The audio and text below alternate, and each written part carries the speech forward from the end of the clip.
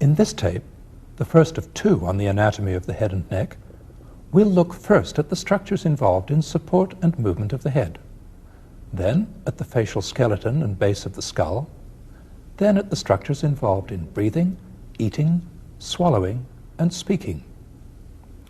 In the second tape, we'll look at the blood vessels of the head and neck, then at the brain, the cranial nerves, the ear, and the eye. As in other parts of the body, understanding the bones provides the foundation for everything else we need to learn. The skull is such a complicated piece of bony anatomy that we won't try to understand all of it at once. Instead, we'll build up our picture of it a little at a time in the course of this tape. In each section, we'll add the parts of the skull that are new to the parts that we've seen already. In that way, we'll end up with a complete picture. In this first section, we'll look at the way the head is attached to the body and how it moves. We'll start by looking at the bones that are involved, then we'll look at the joints and ligaments that connect them. After that, we'll look at the muscles that maintain the position of the head and cause it to move. The bones that are involved in support and movement of the head are the thoracic and cervical vertebrae, the upper ribs, the clavicles, and this part of the underside of the skull that's called the occiput.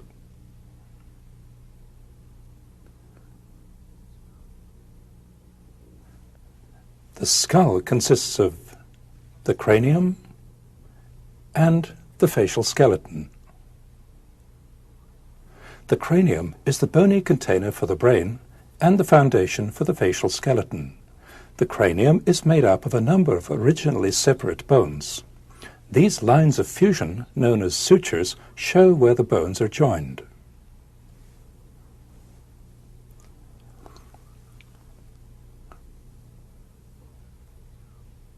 The principal bones that form the cranium are the occipital bone behind and below, the parietal bone and temporal bone on each side, the sphenoid bone, and the frontal bone.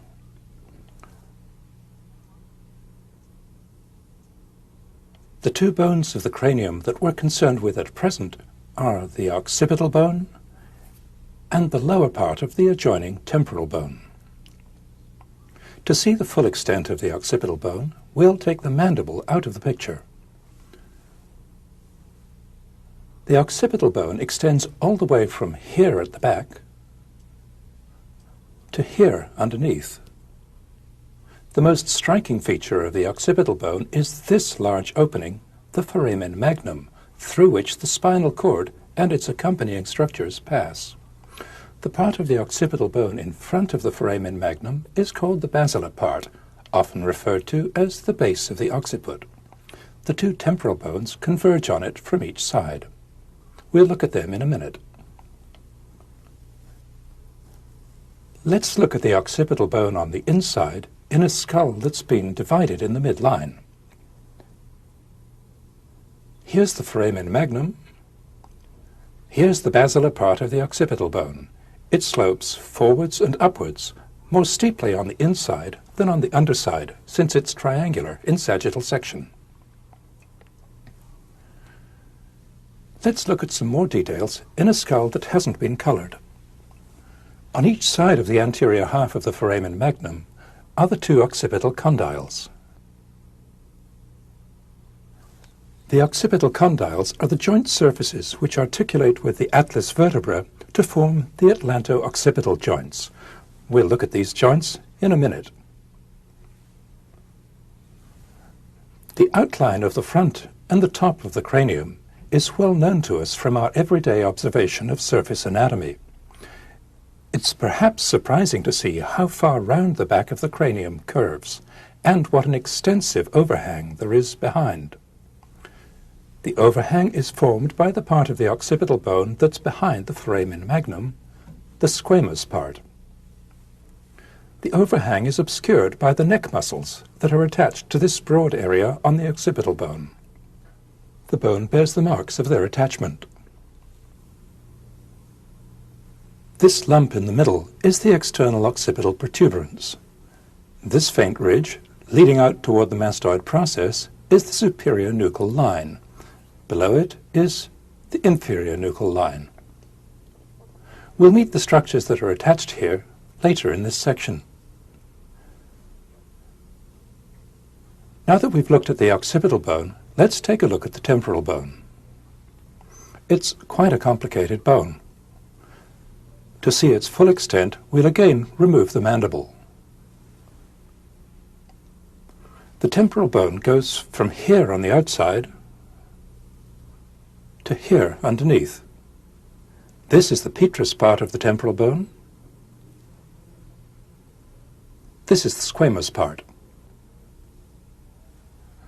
A prominent feature of the temporal bone is this large projection, the mastoid process. As we'll see, it's the origin of some of the muscles that move the head, including the sternocleidomastoid. It's easy to feel the mastoid process here, behind and below the ear. While we're getting introduced to the temporal bone, we'll take a first look at some of its other important features, which we'll appreciate in later sections of these two tapes. We'll also meet some of the small openings through which important blood vessels, nerves, and other structures enter and leave the cranium. There are many of these openings. Here, we'll just look at the openings on the outside of the temporal and occipital bones. This is the zygomatic arch, formed largely by the temporal bone and partly by the adjoining zygomatic bone.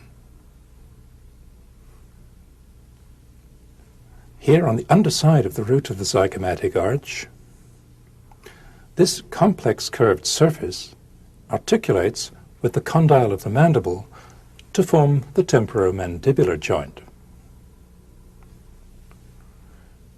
This is the external auditory meatus leading to the middle ear.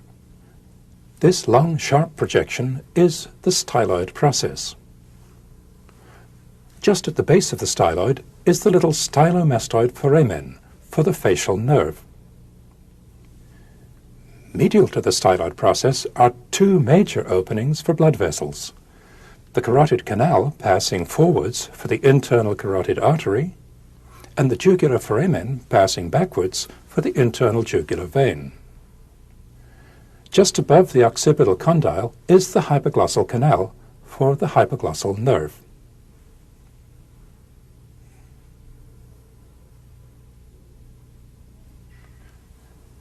Let's take a brief look at the occipital and temporal bones from the inside. Here's the squamous part of the occipital bone. Here's the basilar part. Here's the foramen magnum. Here's the squamous part of the temporal bone. Here's the petrous part, which contains the structures of the inner and middle ear. Here's the jugular foramen on the inside. This big groove behind it is for the sigmoid sinus, the main venous drainage channel for the brain. Below and medial to the jugular foramen is the hypoglossal canal. Above the jugular foramen is the internal auditory meatus for the vestibulocochlear and facial nerves. The carotid canal ends here at the foramen lacerum, as we'll see in the next section. Now we've looked at the part of the skull that we're concerned with in this section. We'll move on now to look at the bones below it. First, we'll look at the special features of the first two cervical vertebrae, the atlas and the axis. Then we'll look at the continuity of the cervical spine with the bones of the upper part of the trunk. Here's the atlas. Here's the axis. These two vertebrae are adapted to allow movement of the head. Forward flexion and extension of the head take place up here at the atlanto-occipital joints. Lateral flexion of the head takes place at these joints too. Rotation of the head, together with the atlas, happens here at the joints between the atlas and the axis, the atlanto-axial joints. Because of their special functions, the atlas and the axis differ in several ways from typical cervical vertebrae. As we've seen in Volume 3, a typical cervical vertebra has a body in front and a neural arch behind, enclosing the vertebral foramen. It has a spinous process behind with two tuberosities and a transverse process on each side, also with two tuberosities. On each side there are two articular surfaces, one above and one below, which form the intervertebral joints. The articular surfaces slope upward and forward. They're connected by this mass of bone, the articular pillar. Each vertebra is joined to its neighbors by an intervertebral disc in front and by two intervertebral joints behind, one on each side. Now let's look at ways in which the atlas and the axis are different. The atlas vertebra doesn't have a body. In front, it just has this narrow anterior arch, which matches the posterior arch. The two arches of the atlas, together with these two lateral masses, enclose an unusually large vertebral foramen. This part is occupied by the spinal cord, this part by the odontoid process of the axis, which we'll meet in a moment. The upper articular surfaces of the atlas are shaped like parts of the inside of a cup to match the shape of the occipital condyles. The lower articular surfaces of the atlas are shaped like parts of the inside of a cone. Now let's look at the axis vertebra. The body of the axis is prolonged by this important projection, the odontoid process. In terms of development, the odontoid process represents the missing body of the atlas. In terms of function, it's the pivot around which the head, together with the atlas, rotates. The upper articular surfaces of the axis are placed well in front of the lower ones. The upper surfaces are in a straight line with the odontoid process. As rotation occurs between these surfaces and those of the atlas, the odontoid process stays in the middle. The odontoid process is surrounded in front and on each side by bone. It's held in place behind by a strong ligament, the transverse ligament of the atlas. The odontoid process is also held in place from above by two strong ligaments, the alar ligaments, which are attached here and here. We'll see these ligaments shortly. The odontoid process has two small articular surfaces, one behind for the transverse ligament and one in front for the anterior arch of the atlas.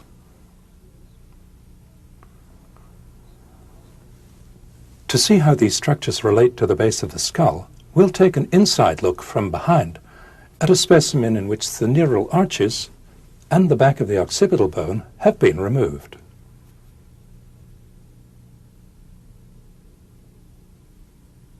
Here's the foramen magnum. Here's the inside of the basal part of the occipital bone. Here's the atlas. Here's the axis. Here's the odontoid process. Here are the atlanto-occipital joints and the atlanto-axial joints. Now that we've seen the atlas and the axis, we'll look at the bones below them that are involved in support and movement of the head. The lowest cervical vertebra, the seventh, articulates with the highest of the 12 thoracic vertebrae. The two first ribs slope downward and forward from the first thoracic vertebra. The costal cartilages of the first two ribs articulate here with the upper part of the sternum, the manubrium.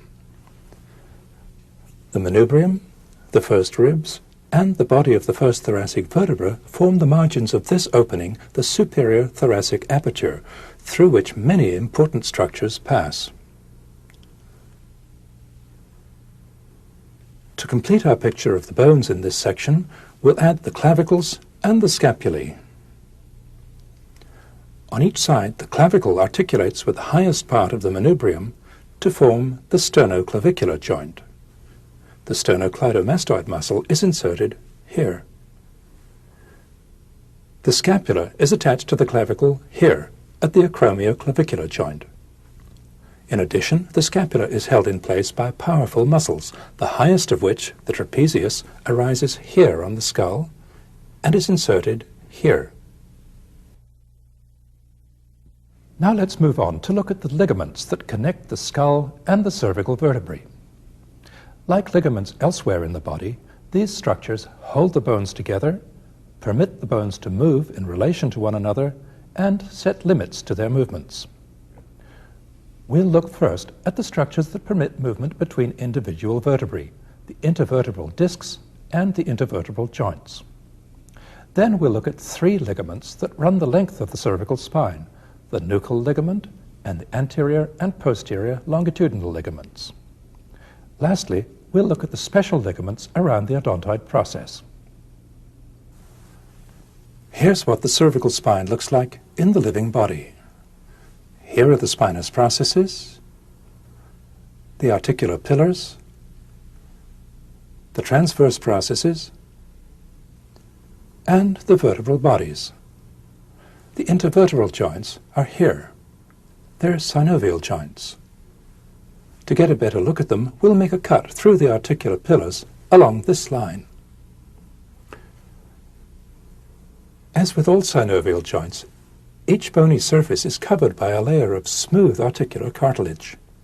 The space between the cartilages is filled with lubricating synovial fluid.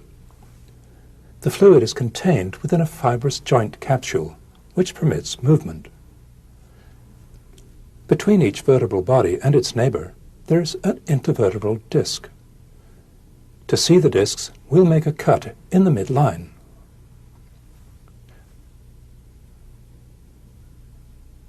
The discs are made of fibrocartilage that's attached firmly to the vertebra above and below. The fibrous joints formed by the discs permit only a little movement between the regular cervical vertebrae. The movements that can occur between these vertebrae are forward flexion, extension, and a twisting movement that's a combination of rotation and lateral flexion. In the intervals between the occiput, the atlas, and the axis, where so much movement occurs, there are no discs, only synovial joints. Now we'll look at the three ligaments that run the length of the cervical spine, starting with the nuchal ligament. Here's the nuchal ligament, also called the ligamentum nuchae. It's a sheet of strong fibrous tissue that extends from the spinous process of the first thoracic vertebra to the external occipital protuberance. The nuchal ligament limits forward flexion of the head and the cervical spine. It also serves as the attachment for some major muscles. Next we'll go round to the front to see the anterior longitudinal ligament. This broad band is the anterior longitudinal ligament. It runs the whole length of the vertebral column, connecting the fronts of the vertebral bodies. It ends up here, at this tubercle on the arch of the atlas. The anterior longitudinal ligament is not as impressive in the neck as it is lower down. In the neck, the ligament that's impressive is the posterior longitudinal ligament, which runs down the backs of the vertebral bodies inside the vertebral canal. To see the posterior longitudinal ligament, we'll remove the arches of the vertebrae and also the back of the skull along this line. The spinal cord and the brain have been removed, together with the covering layer of dura. Here's the base of the occiput, here's the foramen magnum, here are the divided vertebral arches. This is the posterior longitudinal ligament. It's much broader and thicker here in the neck than it is lower down the spine. The highest part of this ligament goes by a different name. It's called the tectorial membrane. To get a different view of it, we'll look at a specimen that's been divided in the midline. Here's the foramen magnum. Here's the anterior arch of the atlas. Here's the odontoid process. Here's the tectorial membrane. It's attached to the base of the occiput and to the body of the axis. Continuing as the posterior longitudinal ligament, it's attached to the backs of the vertebral bodies all the way down the spine. Now we'll look at the ligaments which hold the odontoid process in place, making it the stable pivot round which rotation of the head occurs.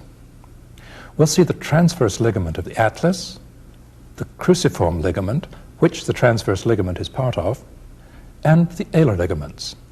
To see them, we'll go back to the previous rear view and remove the tectorial membrane.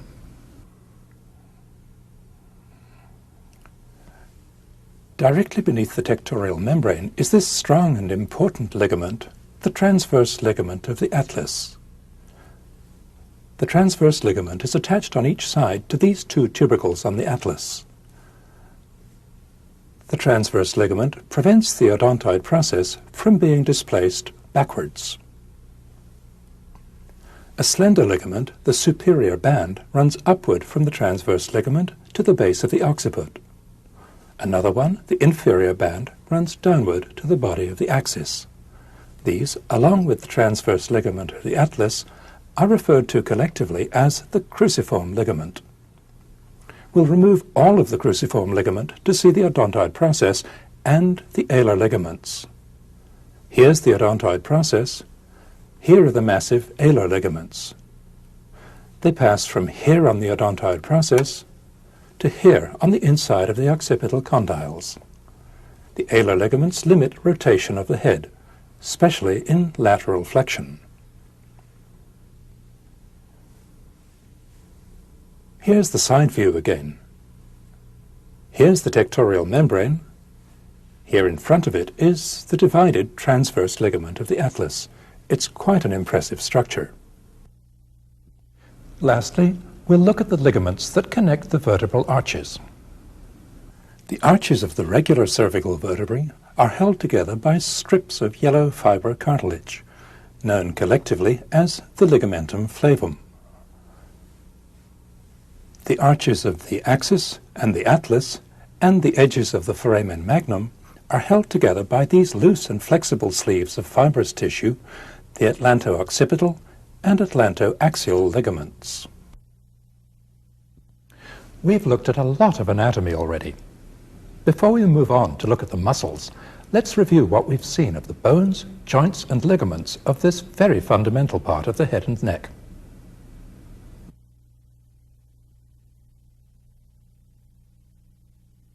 Here's the occipital bone and the temporal bone. Here are the basal part and the squamous part of the occipital bone. The foramen magnum, the occipital condyles, the external occipital protuberance, the superior and inferior nuchal lines. On the temporal bone, here's the petrous part and the squamous part. Here are the mastoid process, the zygomatic arch, and the surface for the temporomandibular joint. Here's the external auditory meatus and the styloid process. The stylomastoid foramen, the carotid canal, the jugular foramen, and the hypoglossal canal. On a typical cervical vertebra, here's the body, the neural arch, the vertebral foramen, the spinous process, the transverse processes, the articular surfaces, and the articular pillar. On the atlas vertebra, here's the anterior arch, the posterior arch, and the lateral bodies. On the axis vertebra, here's the odontoid process. Here are the intervertebral joints and the intervertebral discs. Here are the atlanto-occipital and atlanto-axial joints. Here's the nuchal ligament, the anterior longitudinal ligament, the posterior longitudinal ligament, and the tectorial membrane. Here's the cruciform ligament, consisting of the transverse ligament of the atlas, the superior band, and the inferior band. And here are the two alar ligaments.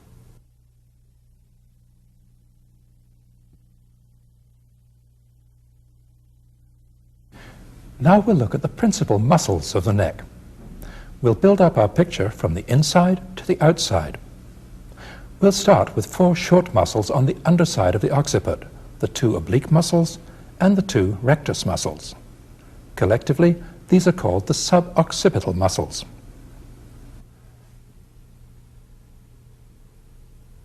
Here are the 2 rectus capitis muscles, minor and major. Rectus capitis minor goes from the middle of the posterior arch of the atlas to this area on the occiput. Rectus capitis major goes from the spinous process of the atlas to here on the occiput. Here are the 2 oblique or obliquus capitis muscles, the inferior and the much smaller superior. The inferior oblique goes from the spine of the axis vertebra to the transverse process of the atlas. The superior oblique goes from the transverse process of the atlas to here on the occiput.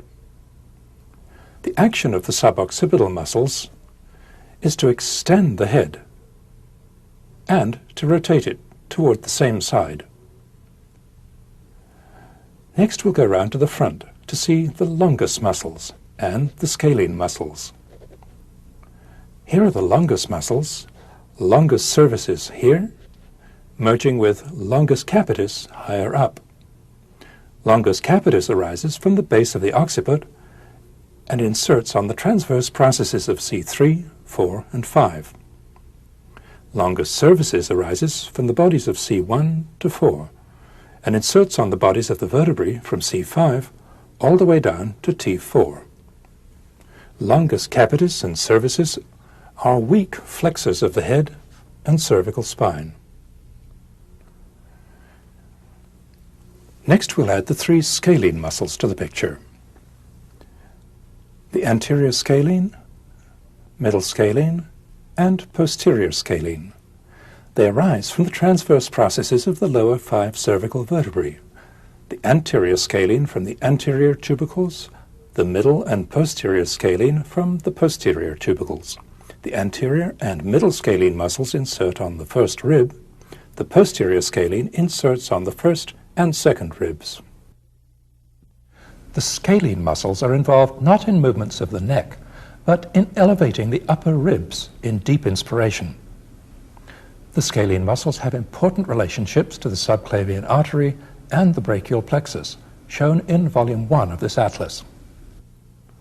Now we'll add the clavicles and the scapulae to the picture, and go round to the back again to look at 3 large muscles that shape the back of the neck, semispinalis, splenius, and trapezius. We'll add semispinalis to the picture first. Here's semispinalis. It arises by many tendons of origin from the articular processes of C4 to C7 and from the transverse processes of T1 to T6.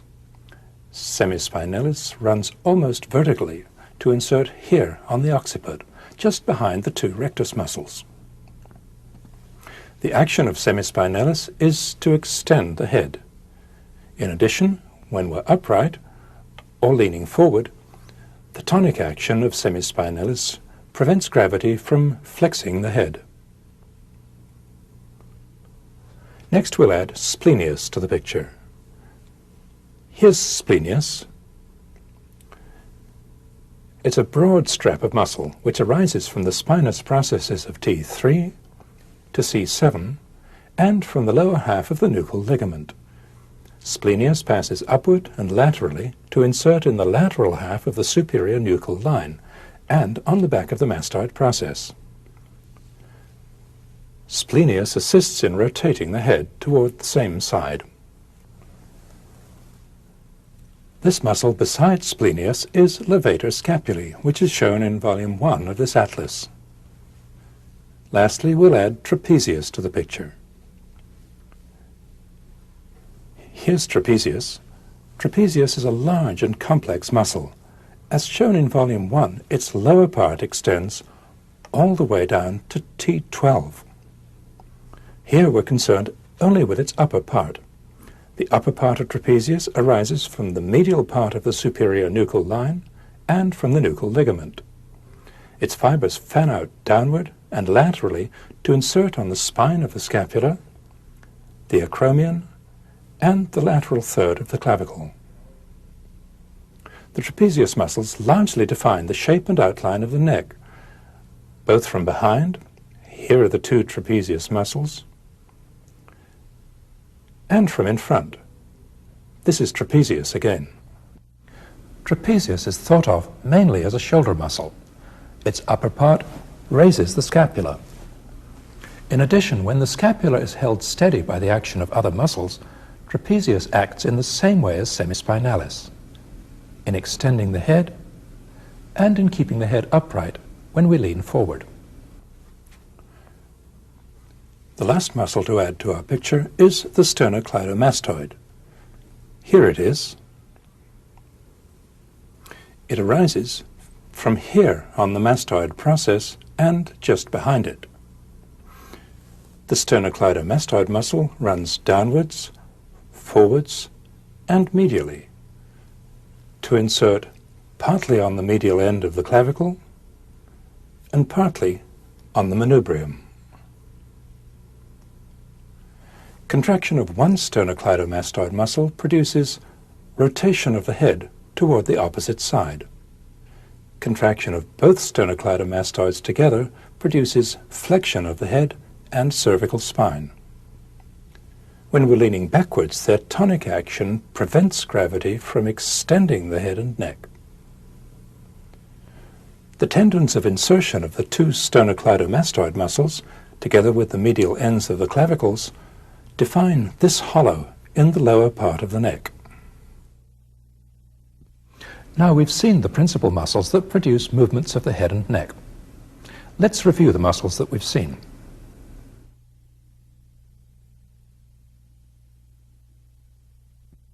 Here's rectus capitis minor and major, and obliquus capitis inferior and superior. Here's longus capitis and longus cervicis.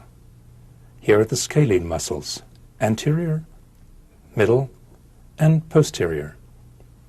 Here's semispinalis, splenius, and trapezius. And here's the sternocleidomastoid.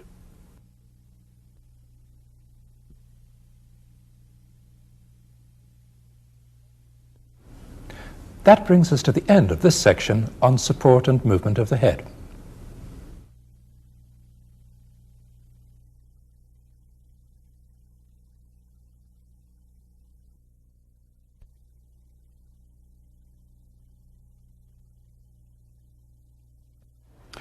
In this section, we'll look at the bones of the facial skeleton and the part of the skull the facial skeleton is attached to, the base of the cranium.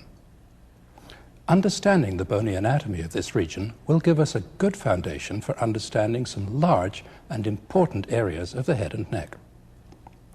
We'll begin by taking an all-around look at the main bony features of the region. Then we'll look at the individual named bones that make up the facial skeleton and the base of the cranium. Lastly, we'll look at the openings in the base of the cranium which some important nerves and blood vessels pass through. The facial skeleton consists of a number of named bones.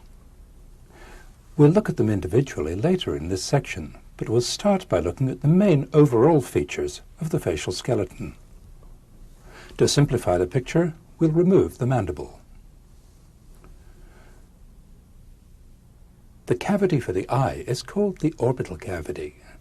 It's protected on the outside by the thickened orbital margin. The opening for the nose leads to the right and left nasal cavities, which are separated by the nasal septum. The upper jaw, or maxilla, bears the upper teeth. The prominence of the cheekbone leads back to this bony arch, the zygomatic arch. The deepening hollow here is the temporal fossa. It's enclosed by this ridge, the temporal line, by the lateral orbital margin, and by the zygomatic arch. The temporal fossa contains the large temporalis muscle. The temporal fossa is continuous with this deeper hollow, the infratemporal fossa. The walls of the infratemporal fossa are formed by this part of the base of the skull and by the posterior part of the maxilla. The infratemporal fossa contains the pterygoid muscles and also this part of the mandible, the coronoid process. On the underside of the skull, we come to structures that we've seen already. Here's the foramen magnum, the basilar part of the occipital bone, and the petrous part of the temporal bone. Two thin sheets of bone project down from the base of the skull behind the maxilla. They're the pterygoid plates, lateral and medial. Between the two medial pterygoid plates are the posterior openings of the nasal cavities, the posterior nares, or choanae. The hard palate forms the roof of the mouth and the floor of the nasal cavities. Here inside the nasal cavities are the conchae, or turbinate bones. We'll look inside the nasal cavity in the next section. The posterior nares open into the nasopharynx, which lies in the space between the medial pterygoid plates, the base of the occiput, and the anterior arch of the atlas vertebra. In a minute, we'll look at the individual named bones that form the facial skeleton. Before we do that, we need to take a look at some of the features of the inside of the skull. This special skull has been cut away at a series of levels that are just above the floor of the cranium. The way it's been cut reflects the fact that there are two big steps in the floor of the cranium, formed by the sphenoid ridges and the petrous temporal bones. These divide the floor of the cranial cavity into three parts: the anterior cranial fossa, the middle cranial fossa, and the posterior cranial fossa. We saw the posterior cranial fossa in the previous section. In this section, we'll look at the main features of the anterior and middle cranial fossae.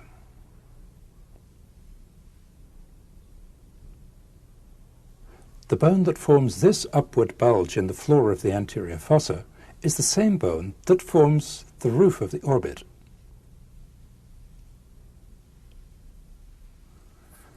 This crest in the midline is called the crista galli.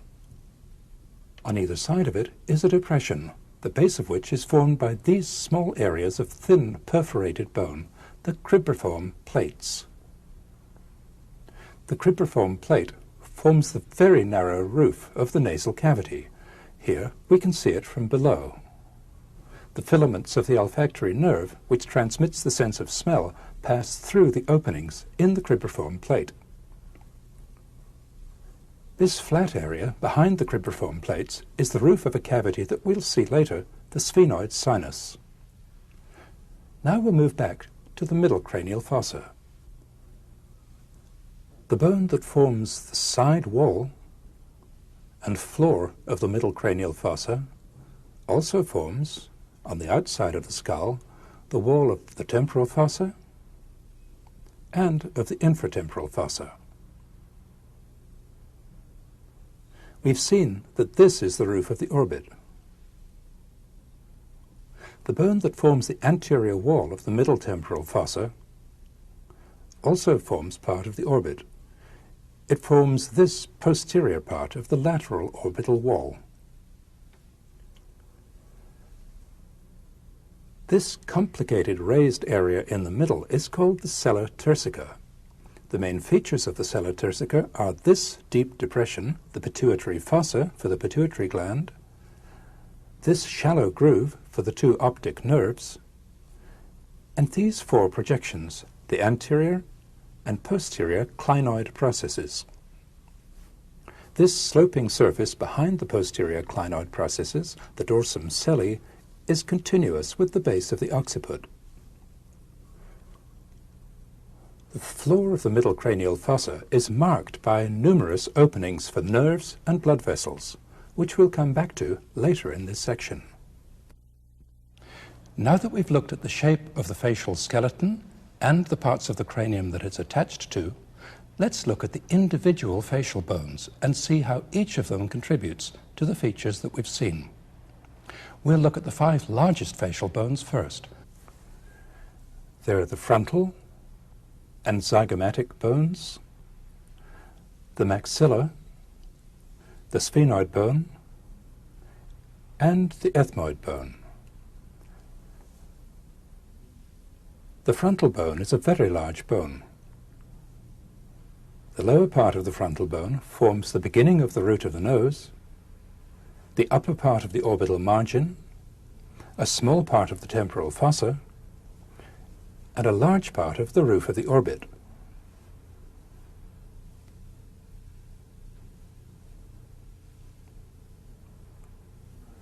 The frontal bone also forms most of the floor of the anterior cranial fossa.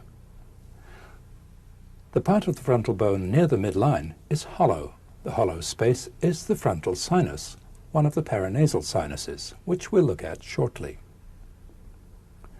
Next, we'll look at the zygomatic bone. The zygomatic bone forms the bony prominence of the cheek. It also forms the lower lateral part of the orbital margin and this part of the lateral orbital wall. The zygomatic bone extends backward to meet the zygomatic process of the temporal bone, forming the zygomatic arch. Now we'll move forward and look at the maxilla. Here's the maxilla. The right and left maxillae are joined together in the midline. On each side, the maxilla forms the lower medial part of the orbital margin and almost all of the floor of the orbit. The maxilla bears the upper teeth. On the underside, it forms much of the hard palate. The maxilla is hollow. It contains the largest of the paranasal sinuses, the maxillary sinus. To see the posterior part of the maxilla, we'll remove the zygomatic arch. Here's the back of the hollow part of the maxilla. Down here, the maxilla is joined to the bone behind it, the sphenoid bone. Apart from this attachment, the maxilla is separated from the sphenoid by this impressive cleft, which has a vertical part and a horizontal part. The vertical part of the cleft is called the pterygomaxillary fissure. The horizontal part of the cleft is called the inferior orbital fissure. The inferior orbital fissure, here it is from in front, separates the floor of the orbit, formed by the maxilla, from the lateral wall that's formed by the sphenoid.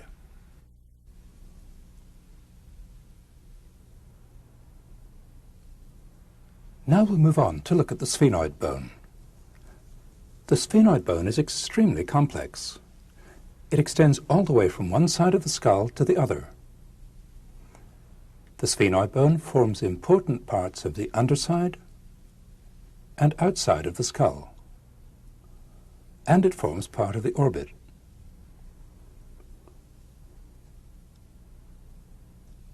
The sphenoid bone also forms this large and complicated part of the floor of the cranium. Here's a sphenoid bone all by itself. The sphenoid bone has a central part, and on each side 3 major projections: the lesser wing, the greater wing, and the pterygoid process.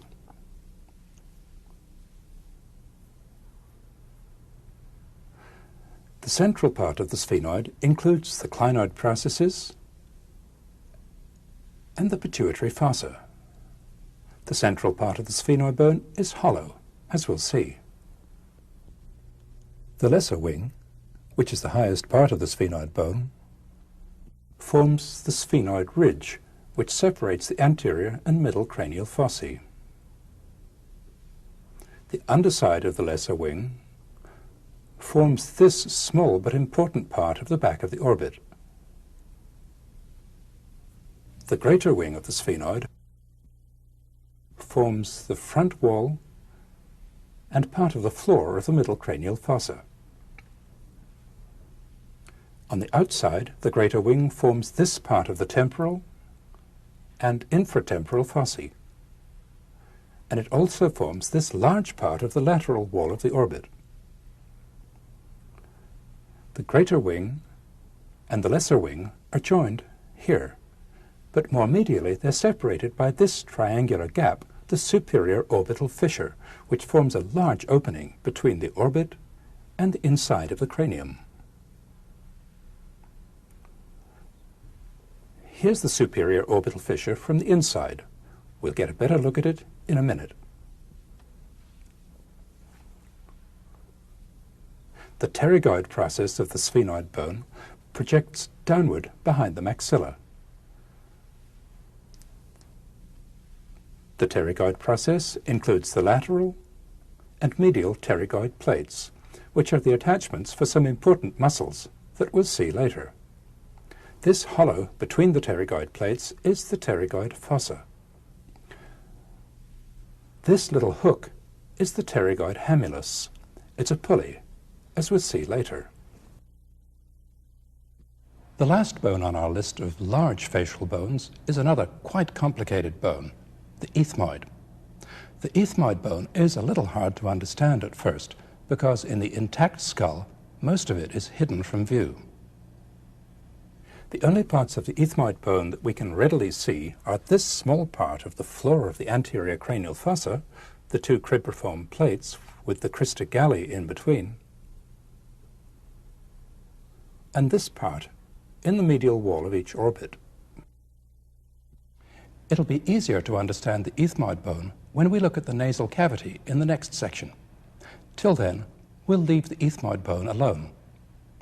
There are three smaller facial bones that we'll look at briefly: the nasal, lacrimal, and palatine bones. This is the nasal bone. This is the lacrimal bone. The two thin nasal bones form just the upper part of the bridge of the nose.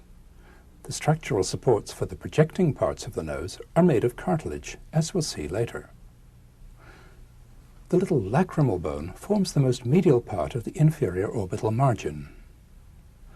This opening between the lacrimal bone and the ethmoid bone is for the nasolacrimal duct, which takes tears from the corner of the eye to the nasal cavity.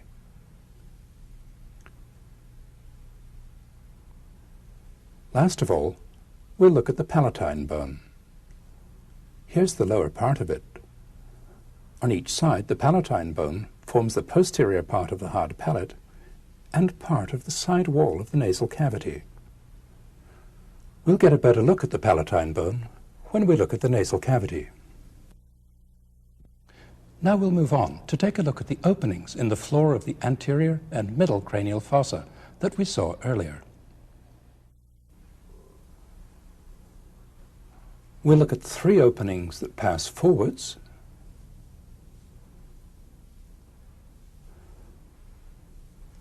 two openings that pass downwards, and one that, in spite of appearances, passes obliquely backwards. We'll start with the ones that pass forwards.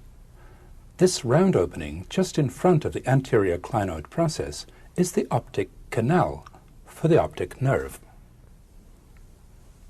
Lateral to it, this large triangular opening is the superior orbital fissure, which we've seen already. Numerous nerves and blood vessels pass through it into the orbit. Below and behind the medial end of the superior orbital fissure, this smaller round opening, the foramen rotundum, is for the maxillary branch of the trigeminal nerve. We'll put this pointer in the foramen rotundum and go round to the outside. Here's the superior orbital fissure again. Here, medial to it, is the optic canal. The foramen rotundum emerges not into the orbit, but into the pterygomaxillary fissure.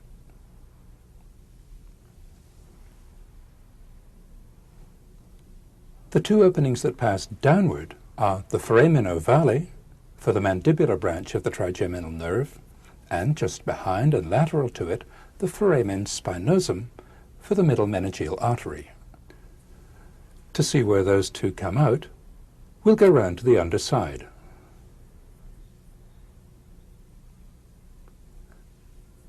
Here's the foramen ovale, just behind the lateral pterygoid plate. Here's the foramen spinosum, just behind and lateral to the foramen ovale. The last opening to look at is this untidy-looking opening, the foramen lacerum, for the internal carotid artery. In a dry skull, the appearance of the foramen lacerum is quite misleading. It appears to pass straight down through the base of the skull, emerging here at the tip of the petrous temporal bone. In the living body, the apparent opening on the underside is filled in with dense cartilage and fibrous tissue, represented by this material. Fibrous tissue also fills in this ragged part of the internal bony opening. What's left of the foramen lacerum is a clean-cut opening through which the internal carotid artery emerges from its obliquely running bony tunnel, the carotid canal. The other end of the carotid canal, as we saw in the previous section, is back here, just medial to the styloid process. In front of the opening for the carotid canal, there's one further opening that we haven't seen yet, the opening for the auditory tube, also called the eustachian tube.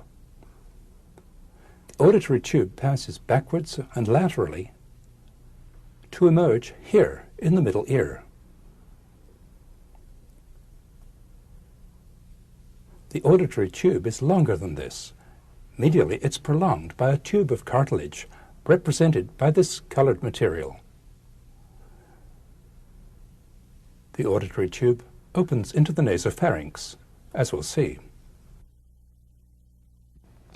We'll look at these openings again in the sections of these two tapes that deal with the blood vessels and cranial nerves.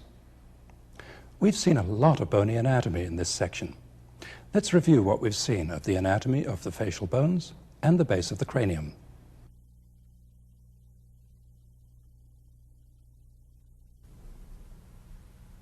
Here's the frontal bone, the zygomatic bone, the maxilla, the sphenoid bone, and the ethmoid bone. Here's the nasal bone, the lacrimal bone, and the palatine bone. Here's the orbital cavity, the orbital margin, and the opening for the nasolacrimal duct. Here's the zygomatic arch, the temporal line, the temporal fossa, and the infratemporal fossa. Here's the pterygomaxillary fissure and the inferior orbital fissure. On the sphenoid bone, here's the lesser wing, the greater wing, and the pterygoid plates, medial and lateral. Here's the pterygoid fossa. Here's the hamulus. On the inside, here's the anterior cranial fossa, the middle cranial fossa, and the posterior cranial fossa. Here's the sphenoid ridge, the crista galli, and the cribriform plates. Here's the sella turcica, consisting of the anterior and posterior clinoid processes, the pituitary fossa, and the dorsum celli. Here's the optic canal, the superior orbital fissure, and the foramen rotundum. Here's the foramen ovale, the foramen spinosum, and the foramen lacerum. Here's the true opening of the carotid canal. Here's the opening for the auditory tube. Here's the cartilage of the auditory tube.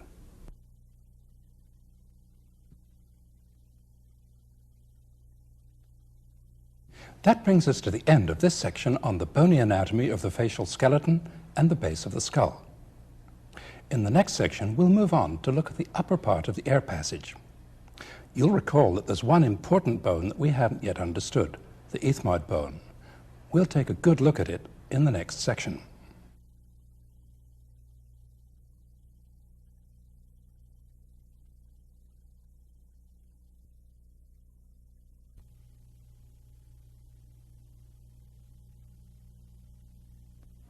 In the next 3 sections, we'll look at the parts of the head and neck that are involved in 2 vital functions: breathing and eating and drinking. To get a preview of these major topics, we'll look at a specimen that's been divided in the midline. The passage for air and the passage for food and liquid begin separately at the nose and the mouth. Air passes backward through the nasal cavity and the nasopharynx. Food and liquid pass backward through the oral cavity. The 2 passages unite here. Air, food, and liquid all pass through this common passage, the oropharynx. The 2 passages separate again here, in the hypopharynx. Food and liquid pass backward into the esophagus on their way to the stomach. Air passes forward through the larynx and into the trachea on its way to the lungs. So, the lines of travel for air and for food and liquid cross over in the oropharynx. It's important that air on the one hand and food and liquid on the other hand don't pass upward or downward into the wrong passage. To take care of this, there are important mobile structures above and below the oropharynx that act as separators. These are the soft palate above and the epiglottis and vocal cords below.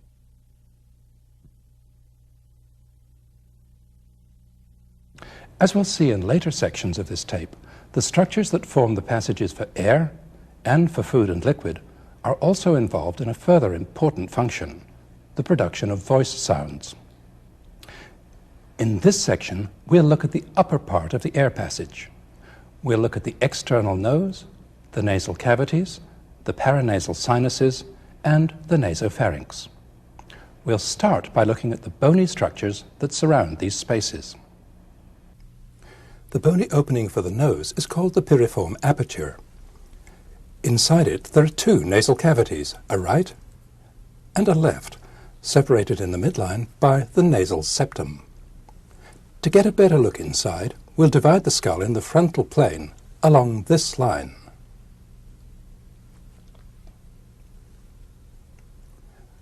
There's a lot to see here. Let's get ourselves oriented. Here's the hard palate. Here's the floor of the anterior cranial fossa. Here are the medial walls of the orbits. Here are the 2 nasal cavities. The septum dividing them is a little off-center, which is not unusual. The roof of each cavity, formed by the cribriform plate, is very narrow. The medial wall of each nasal cavity, formed by the septum, is smooth and featureless. So is the floor. By contrast, the lateral wall is marked by a number of features, most notably by these 3 delicate bony projections, the conchae, also known as the turbinate bones. This is the inferior concha, this is the middle concha, this is the much smaller superior concha. The 3 conchae partially divide the air passage into 3 parts: the inferior meatus, the middle meatus, and the superior meatus. Here's the back of the orbital cavity. Below it is the hollow space in the maxilla, the maxillary antrum, which we'll look at later. At about the level of the floor of the orbit, the nasal cavity becomes much narrower. The narrowing is caused by the presence of this collection of small hollow spaces, the ethmoid air cells. We'll see more of these in a minute. To see more of the septum and the nasal cavity, we'll look at it in a skull that's been divided just to the left of the midline. Here's the bony part of the nasal septum. It's formed by this part of the ethmoid bone, the perpendicular plate, and by this small bone that we haven't encountered up till now, the vomer. The lowest part of the septum is formed by the maxilla and by the palatine bone. Here's the divided left cribriform plate. This projection above it is something we've seen before. It's the crista galli. The frontal section we were looking at was divided here, just behind the crista galli. Now we'll remove the septum to get a good look at the lateral wall of the nasal cavity. The roof of the nasal cavity runs along this line, rising to its highest point along the length of the cribriform plate. Here are the conchae again, superior, middle, and inferior. There are several openings in the lateral wall of the nasal cavity. They're partly hidden by the conchae. We'll see them in a minute. The lateral wall of the nasal cavity is formed partly by the maxilla, partly by the ethmoid bone, and partly by the perpendicular part of the palatine bone. Further back, where the nasal cavity becomes the nasopharynx, the lateral wall is formed by the medial pterygoid plate. The large facial bones that surround the nasal cavity, the frontal bone, the maxilla, the sphenoid, and ethmoid bones, are hollow to a greater or lesser extent. The hollow spaces in these bones contain the paranasal sinuses, which, in the healthy living body, are filled with air. The paranasal sinuses all communicate with the nasal cavity. To see the sinus cavities, we'll look at a skull in which part of the bone that overlies each sinus has been removed.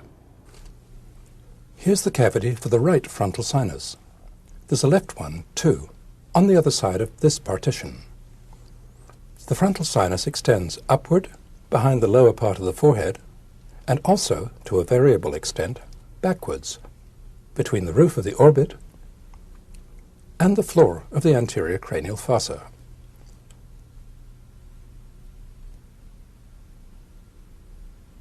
Here's the cavity for the right maxillary sinus, also known as the maxillary antrum. It extends backwards to the part of the maxilla that borders the pterygomaxillary fissure. It extends downwards almost to the root of the upper molar and premolar teeth. The medial wall of the maxillary sinus is also the lateral wall of the nasal cavity. Its roof forms a large part of the floor of the orbit.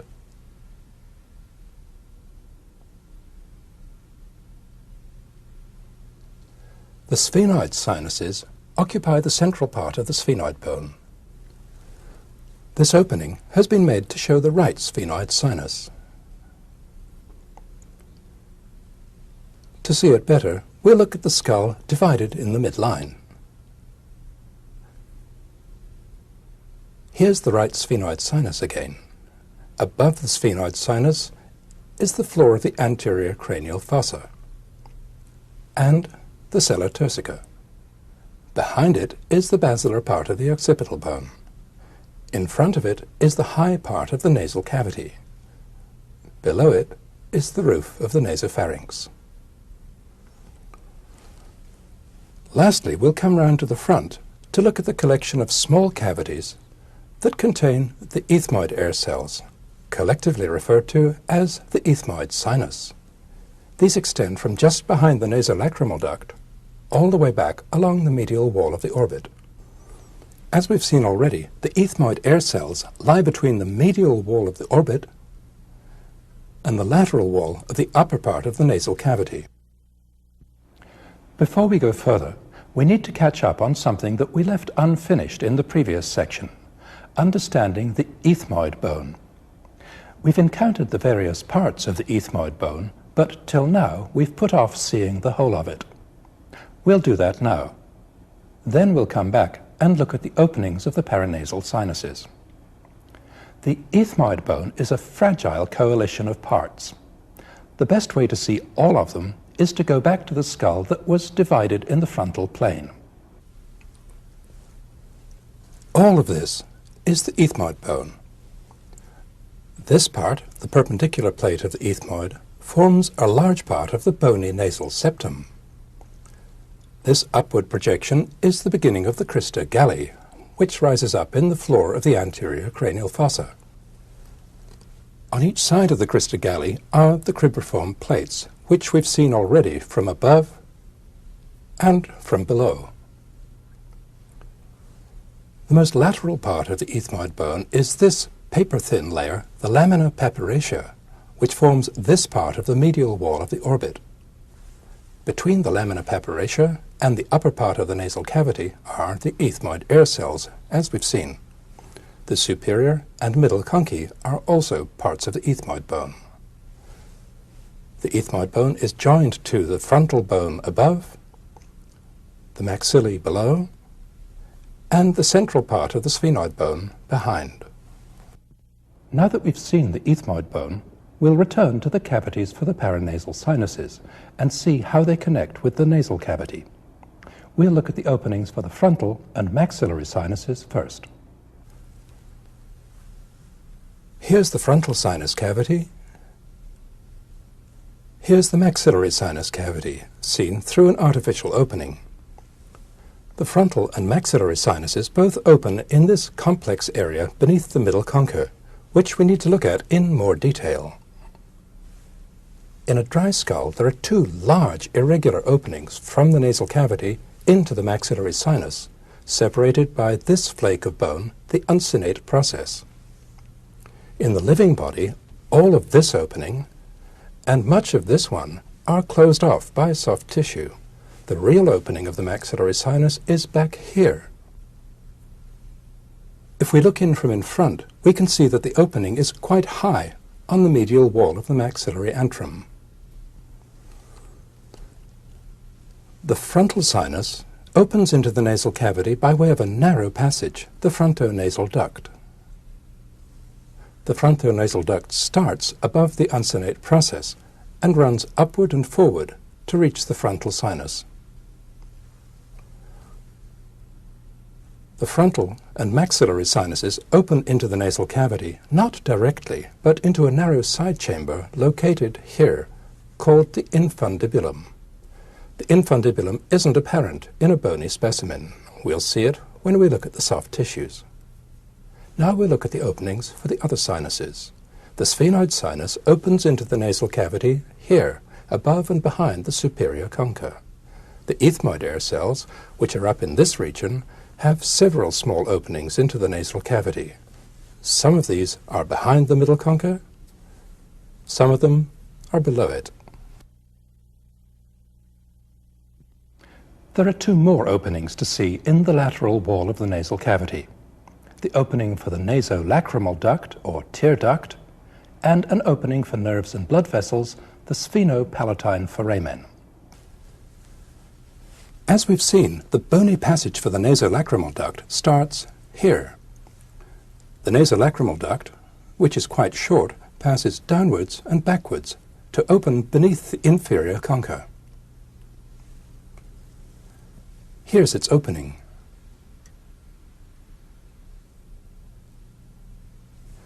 The last opening to look at, the sphenopalatine foramen, is the inner end of a short tunnel for blood vessels and nerves to the nose and palate. On the inside, it opens near the back of the superior meatus. We'll go all the way round to the outside to see the other end of the sphenopalatine foramen, which is here, in the depths of the pterygomaxillary fissure. Now that we've seen the bony features of the nasal cavity, we'll move back and look at the bones that surround the nasopharynx.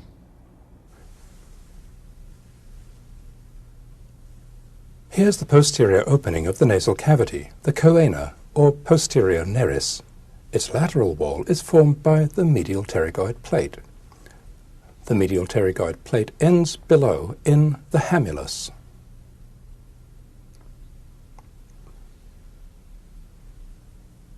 This piece of colored material represents the cartilage of the auditory tube. The cartilage forms an incomplete tube, open on the underside. Close to the medial end of the cartilage is a group of openings in the base of the cranium that we've seen before from a different angle. The foramen ovale, foramen spinosum, the opening of the carotid canal, and the jugular foramen. The roof of the nasopharynx, formed by the underside of the sphenoid and the basal part of the occipital bone, slopes downward toward the foramen magnum. To complete our picture of the bones around the nasopharynx, we'll add the cervical vertebrae. Here's the anterior arch of the atlas, and here's the odontoid process of the axis. Now, let's review what we've seen of the bony structures that surround the upper part of the air passage.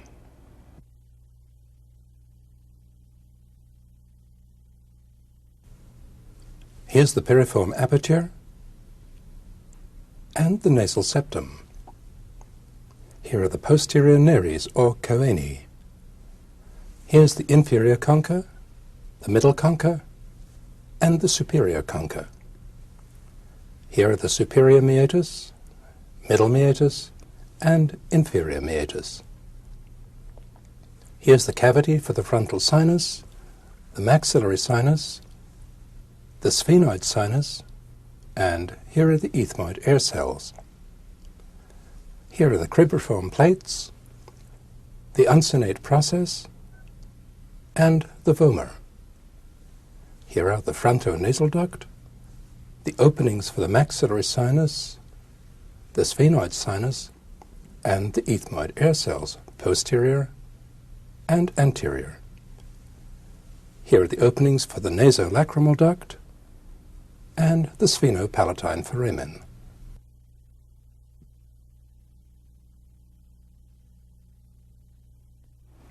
Now that we've looked at the bony features of the nasal cavity, the paranasal sinuses, and the nasopharynx, let's see what this region looks like in the living body. We'll start with the entry to the air passage that forms such a distinctive feature of the face, the external nose. The skin over the upper, bony part of the nasal framework is thin and mobile. The skin over the lower, cartilaginous part is thicker and fixed to the underlying structures.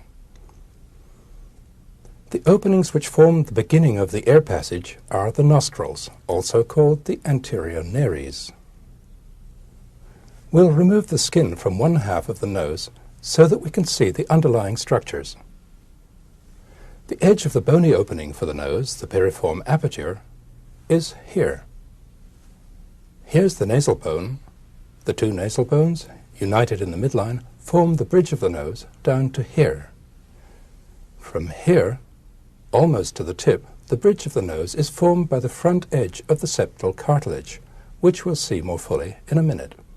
On each side, the framework of the nose is formed by two slender pieces of cartilage, the lateral cartilage and the alar cartilage.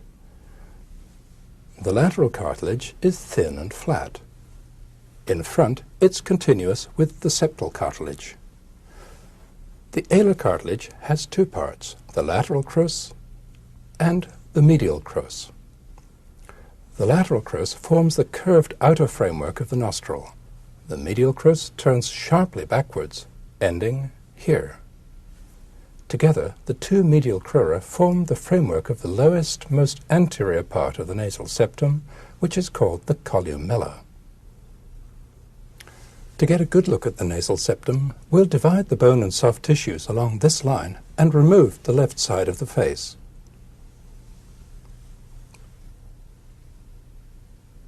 Here's the nasal septum. Before we look at it, let's get oriented. Here's the anterior cranial fossa. Here's the bony palate, or hard palate, with the soft palate extending behind it. Here's the oral cavity. Here's the opening of the right nasal cavity. Behind it is the nasopharynx, which we'll look at in a minute. The nasal septum extends from here behind to here in front. This small part of the septum is covered with skin. The rest of it is covered with this layer of mucous membrane. We'll remove a small piece of the mucous membrane so that we can appreciate its thickness. The highest part of the septum is the specialized olfactory area. It contains some of the fibers and nerve endings of the olfactory nerve, which are the sensory receptors for our sense of smell. The cribriform plate, which the olfactory nerve fibers go through, is at this level. Now we'll remove all the mucous membrane from the septum so that we can see the underlying cartilage and bone. This part of the septum is bone, as we've already seen. This part is formed by the septal cartilage. In this specimen, there's an unusual defect in the cartilage here. In front, the septal cartilage forms the bridge of the nose down to here, then runs downward and backward to attach to this bony prominence on the maxilla, the anterior nasal spine. Now we'll remove the whole of the nasal septum so that we can see the lateral wall and floor of the nasal cavity. The inside of the nostril, up to the lower border of the lateral cartilage, which is here, is called the nasal vestibule. It's lined with skin. The rest of the nasal cavity is lined with mucous membrane. Here are the conchae, superior, middle, and inferior. The mucous membrane that covers them is richly supplied with mucus glands and with blood vessels. The complex surfaces of the conchae have important functions in humidifying the inspired air and warming it. This olfactory area, like the corresponding area on the septum, contains olfactory nerve fibers and nerve endings. All the paranasal sinuses and the nasolacrimal duct for the tears open into the nasal cavity. To see their openings into the nasal cavity, we'll remove the conchae. The inferior concha was here. Here beneath it is the opening for the nasolacrimal duct. Beneath the middle concha, which was here, is a deep groove called the semilunar hiatus. To see where this leads, we'll retract its lower border with this thread.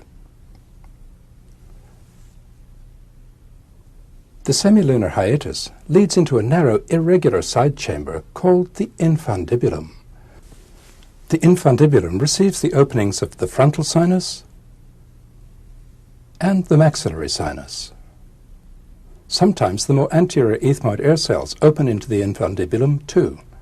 Sometimes, as in this case, they open separately, below the middle concha. Here's where the superior concha was.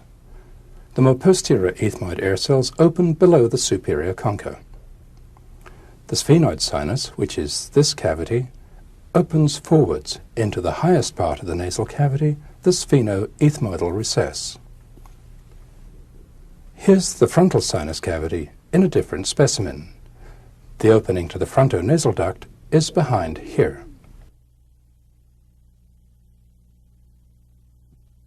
To see the other sinus cavities, we'll take a look from the outside at a dissection in which all the facial soft tissues have been removed.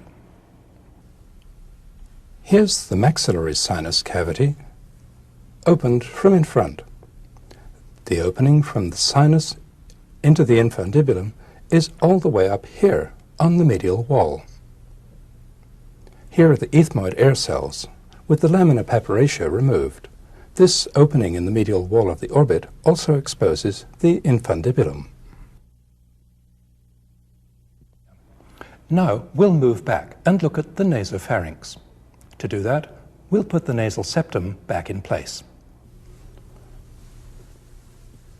Here's the right half of the nasopharynx. The openings from the two nasal cavities into the nasopharynx, here's the right one, are called the choanae, or posterior nares. The roof of the nasopharynx lies underneath the basilar part of the occipital bone. The back of the nasopharynx lies in front of the atlas vertebra. Here's the anterior arch of the atlas. In the mucosa of the lateral wall of the nasopharynx, there's a pronounced inward fold called the torus tubarius. It's produced by the inward projection of the cartilage of the auditory tube. The mucosal opening of the tube is here. Behind the torus tubarius is a deep recess, the pharyngeal recess. The floor of the nasopharynx is formed by the soft palate, which forms a highly mobile partition between the nasopharynx and the back of the oral cavity. The nasopharynx opens downward into the oropharynx. The soft palate can move upwards, backwards, and downwards. Its movements, which are important in swallowing and in speech, are produced by several small muscles. These converge on the soft palate from above and from below. Most of them insert on a sheet of aponeurosis or tendon-like material that occupies this part of the palate. In this section, we'll see only the palatal muscles that come from above. We'll see the ones that come from below in the next section. The two that we'll see now are the levator palati and the tensor palati. To see these muscles, we'll remove the mucosa of the nasopharynx. Here's the end of the cartilage of the auditory tube. Here below it is the levator palati muscle. Its full name is the levator veli palatini. Levator palati arises here on the petrous temporal bone. It passes along the underside of the auditory tube, runs downward and medially, and joins in the midline with its fellow from the other side, forming a sling. Levator palati moves the soft palate upwards and backwards. To see the tensor palati muscle, we'll remove the levator. Here's tensor palati. Tensor palati arises from this area, just above the root of the medial pterygoid plate. Here's the edge of the medial pterygoid plate. The fibers of tensor palati pass downward and forward towards the pterygoid hamulus, which is here. The tendon of tensor palati makes a complete 90-degree turn round the pterygoid hamulus.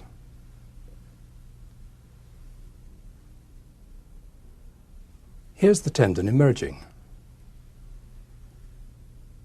It passes medially to insert on the palatal aponeurosis. The action of tensor palati is to tighten the palate when the tongue presses up against it in the act of swallowing.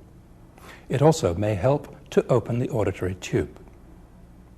We'll end this section with a look at the auditory tube. Here's the end of the cartilage of the auditory tube. The cartilage doesn't form a complete tube. It's open on the underside.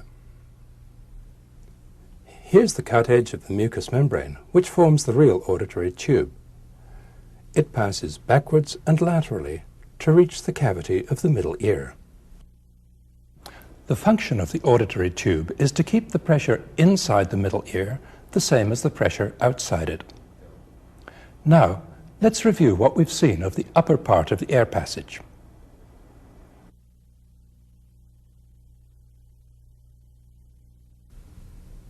Here are the nostrils, or anterior nares, the columella, the lateral cartilage, the alar cartilage, the septal cartilage,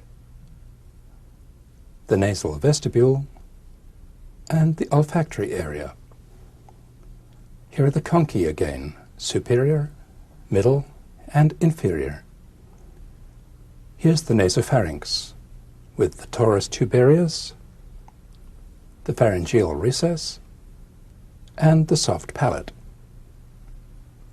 Here's the semilunar hiatus and the infundibulum. Here's the levator palati, the tensor palati, and the cartilage of the auditory tube.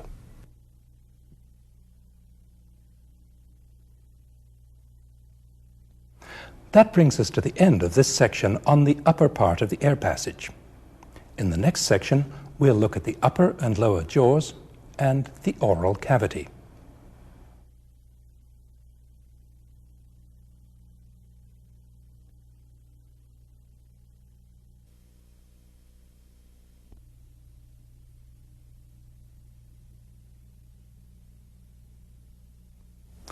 In this section, we'll look at all the structures, other than nerves and blood vessels, that are connected with the oral cavity and pharynx. We'll look at the upper and lower jaw and the muscles of mastication. Then we'll look at the hyoid bone and the tongue and their muscles. Then we'll see the muscles of the cheek and lips. then the teeth and the salivary glands, and lastly, we'll look at the pharynx. It's going to be a long section. Don't aim to watch it all at once. In looking at the jaws, we'll start, as always, with the bones. The word jaw is used in two ways. When we speak of jaws, in the plural, we're referring to both the upper jaw, the maxilla, and the lower jaw, the mandible. When we say jaw in the singular, as in jaw movement or jaw bone, we're referring to the mandible. We'll take a good look at the mandible in a minute. Before doing that, let's take a fresh look at the parts of the facial skeleton that we'll be seeing in this section. Here's the zygomatic arch, enclosing the temporal fossa and the infratemporal fossa. Here's the joint surface of the temporomandibular joint, with the external auditory meatus and the styloid process just behind it. Here are the pterygoid plates, with the pterygoid fossa between them. This sharp projection, just medial to the temporomandibular joint, is the spine of the sphenoid bone.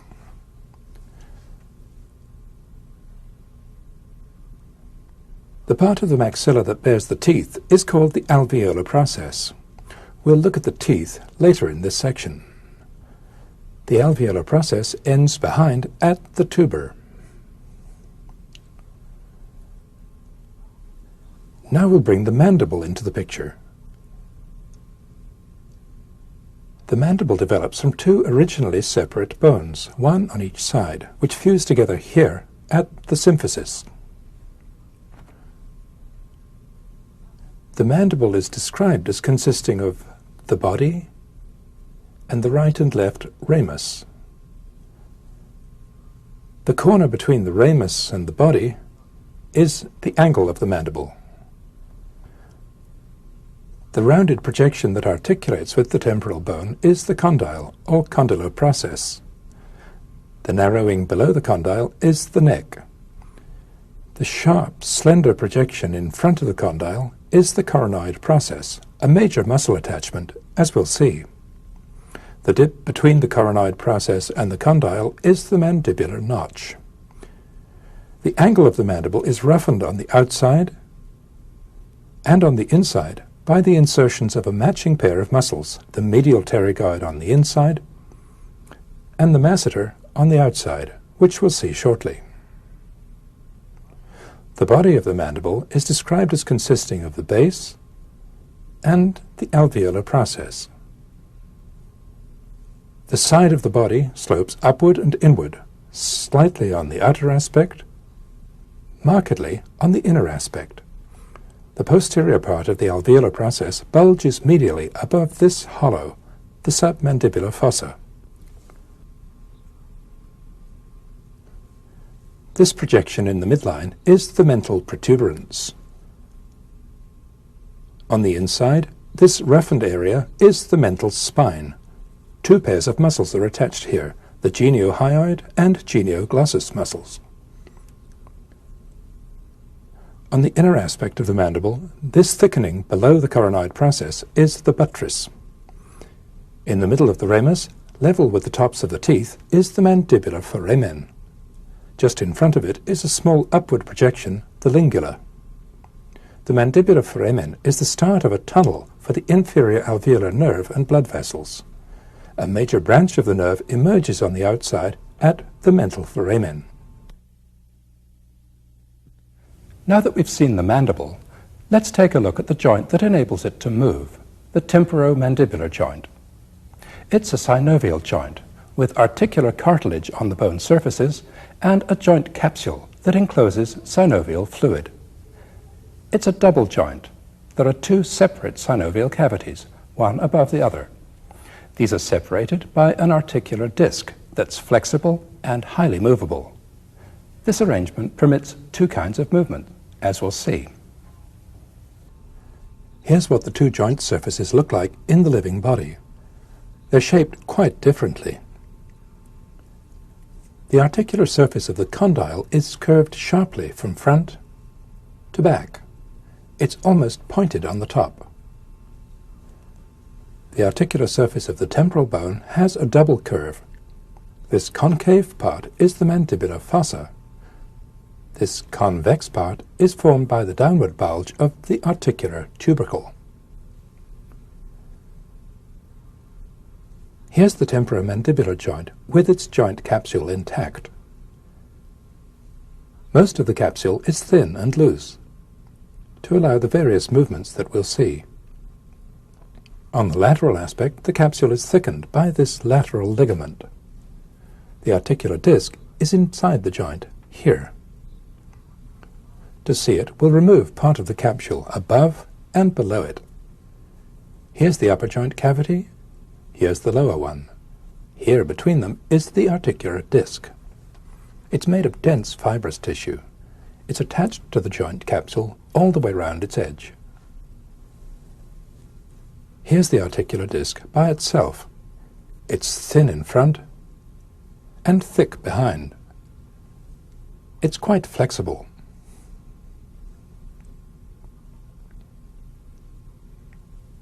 The two kinds of movement that can occur at the temporomandibular joint are a hinging movement and a forward and backward gliding movement.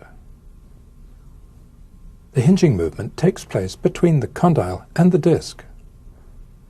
The backward and forward movement takes place mainly between the disc and the temporal surface. The normal opening and closing of the jaw is a combination of the two movements. If you put your finger here, you can feel the condyle moving forwards as the jaw opens. Forward movement of the body of the mandible is held in check by two ligaments that lie outside the temporomandibular joint. We'll add these to the picture after we've looked at the four principal muscles that move the jaw. We'll move on now to look at those four muscles. They're known collectively as the muscles of mastication. The muscles that close the jaw are much more powerful than the ones that open it. Closing is produced by three large muscles on each side: the medial pterygoid, the temporalis, and the masseter. Opening is produced by the lateral pterygoid muscle, which we'll see in a moment, and by some smaller muscles below the mandible that we'll add to the picture later in this section. Of the four muscles that we'll look at now, we'll start with the one that's hardest to see, the lateral pterygoid. To get a look at it, we need to remove the coronoid process and the zygomatic arch. This lets us see the infratemporal fossa and, behind it, the lateral pterygoid plate.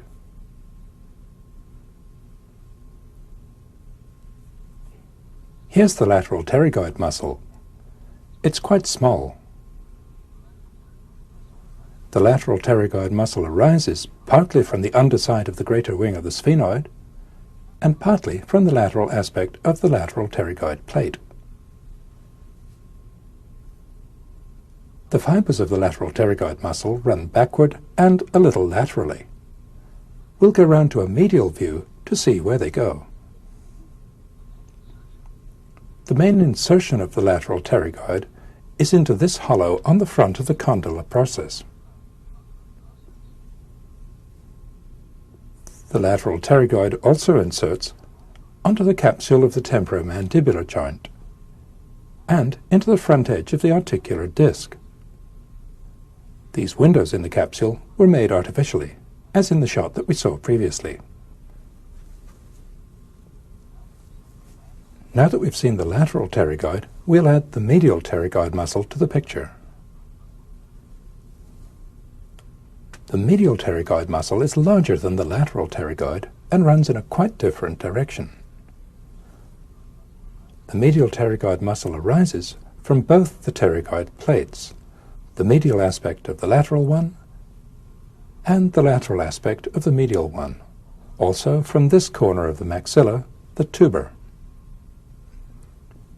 The fibers of the medial pterygoid muscle run downwards, backwards, and laterally. They insert here along the inner aspect of the angle of the mandible. Before adding the next muscle, the temporalis, to the picture, we'll put the coronoid process back in place, since that's where the temporalis inserts.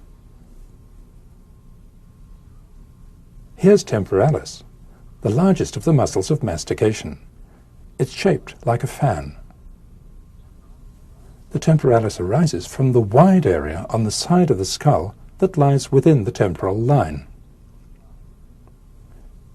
The fibers of temporalis converge from above and from behind on the coronoid process. They insert on the outer aspect and the inner aspect of the coronoid process, and also here on the anterior part of the ramus of the mandible.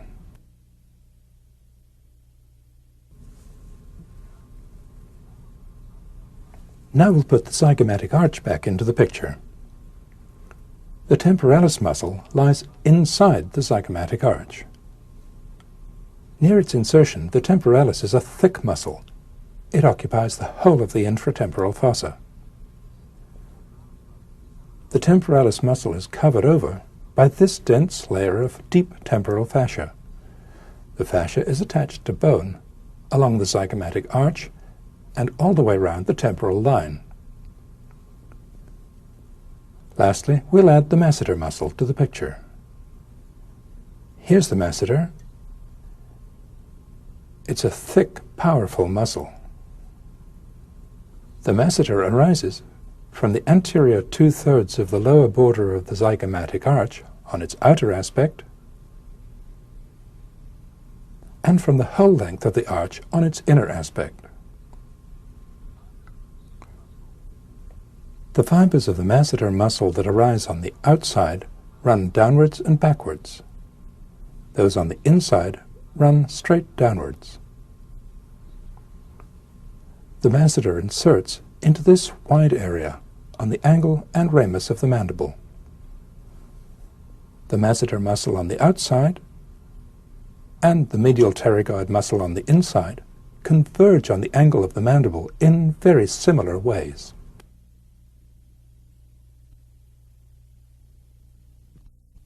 Now, let's take a look at the actions of the muscles that we've just seen. The action of closing the jaw is performed by the upward pull of the temporalis, the masseter, and the medial pterygoid muscles.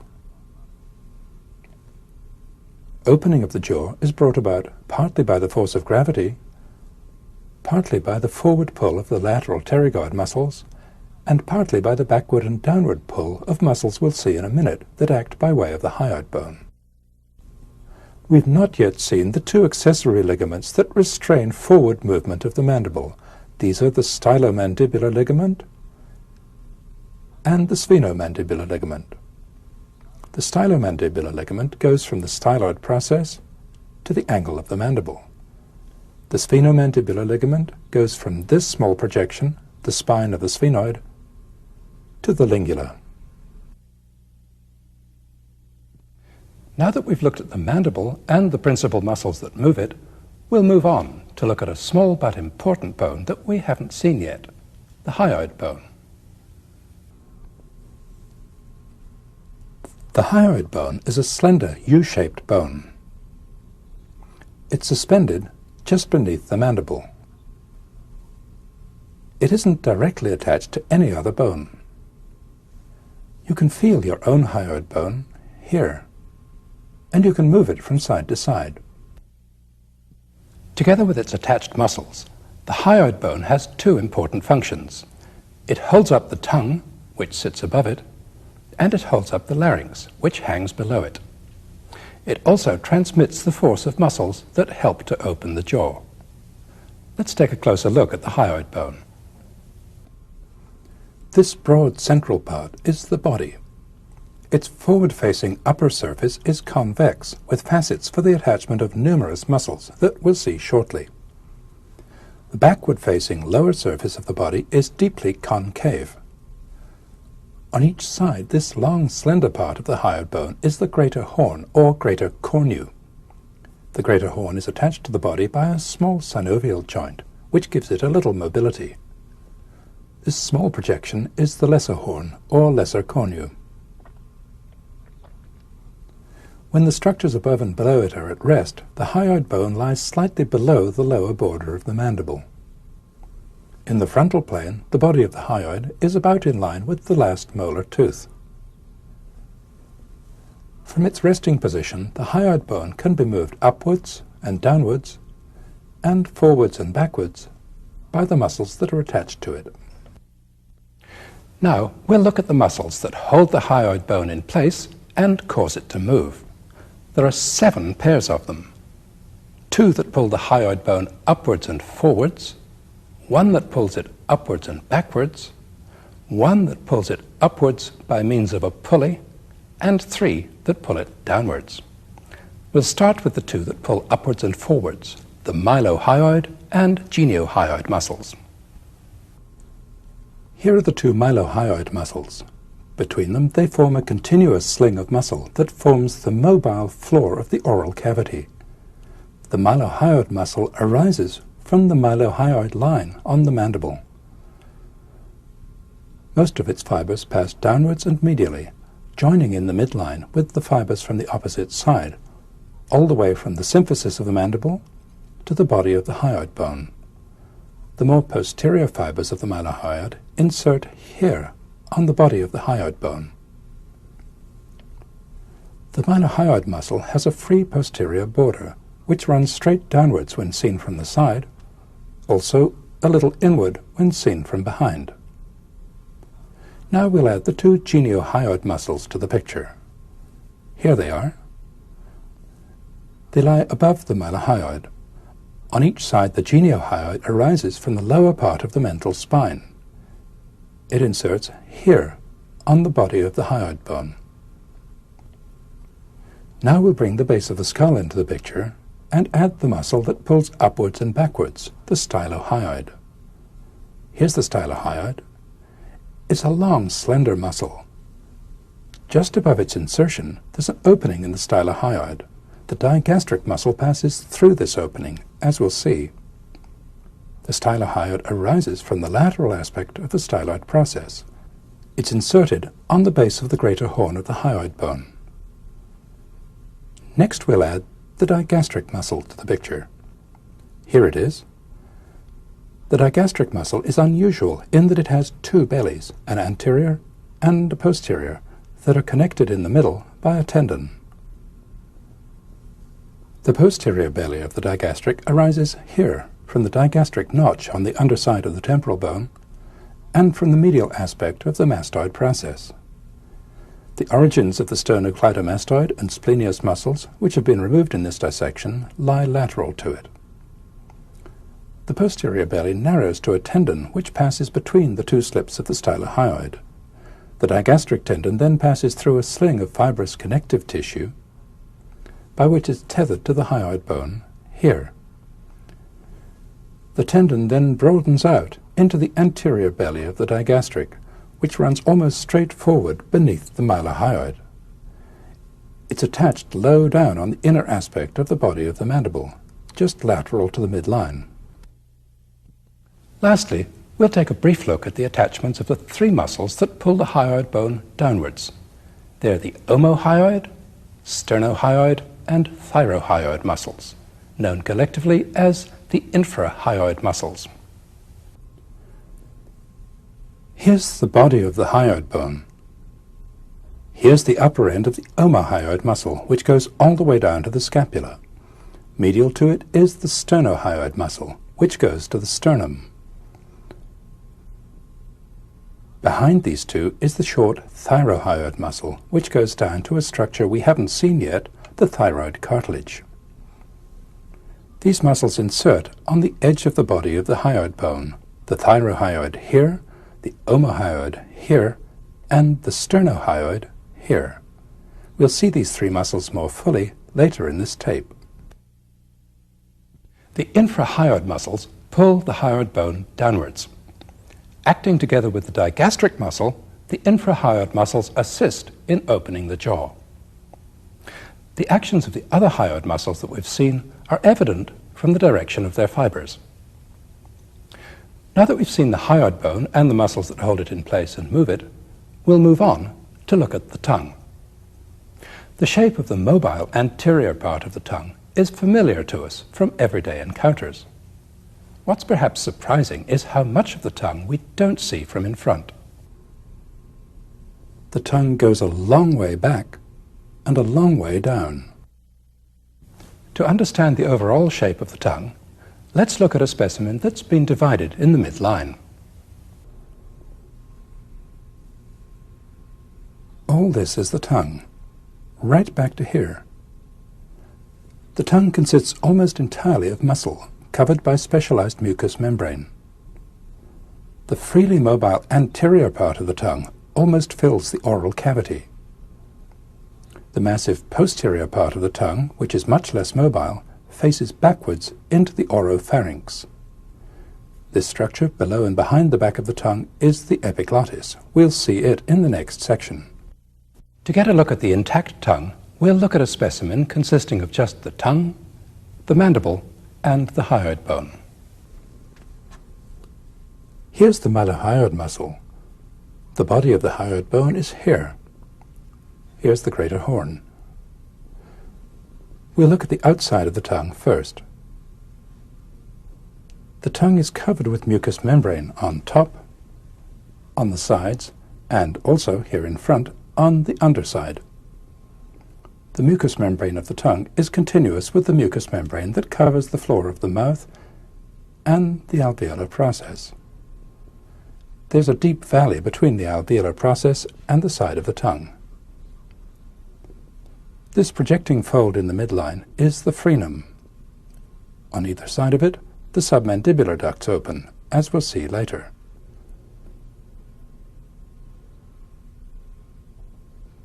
The mucous membrane over the root of the tongue is thin and mobile. Over the sides and the upper surface, the mucous membrane is thick, firmly attached to the underlying muscle, and covered by projections, called papillae. The largest of these, the valleculate papillae, are in a row back here. This shallow pit in the midline is the foramen cecum.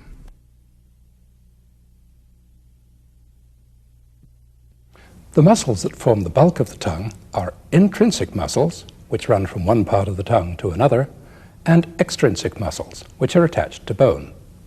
There are 3 extrinsic muscles on each side.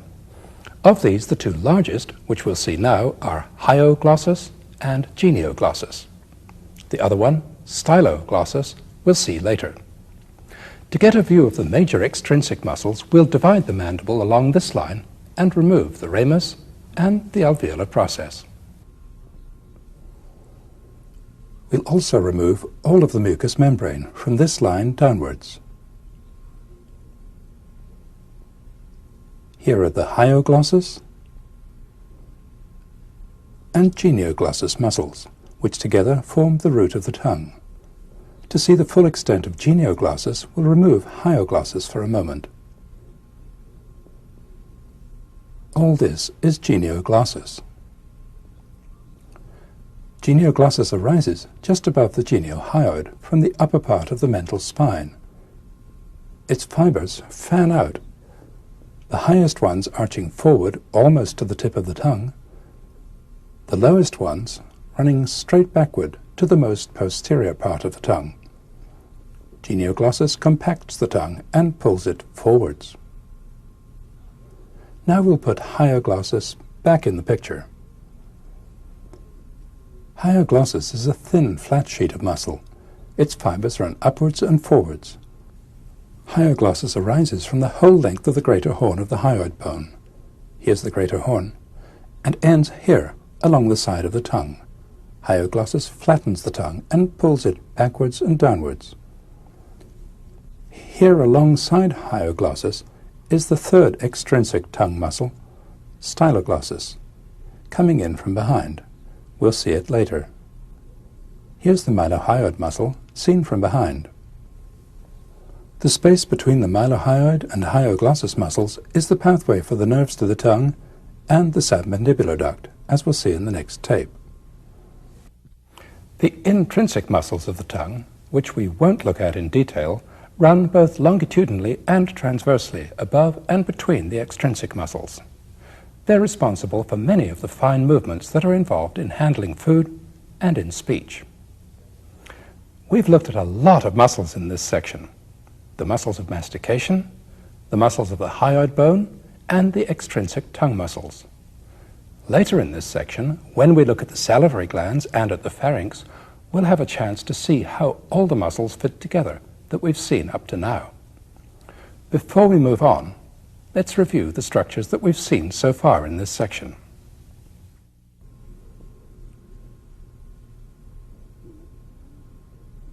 Here's the ramus of the mandible. Here's the body, formed by the alveolar process and the base. Here's the angle, the condyle, the neck, the coronoid process, and the mandibular notch. Here are the symphysis, the mental protuberance, the buttress, the mandibular foramen, the lingula, the mylohyoid line, the submandibular fossa, and the mental spine. Here's the temporomandibular joint, the articular disc, the stylomandibular ligament, and the sphenomandibular ligament.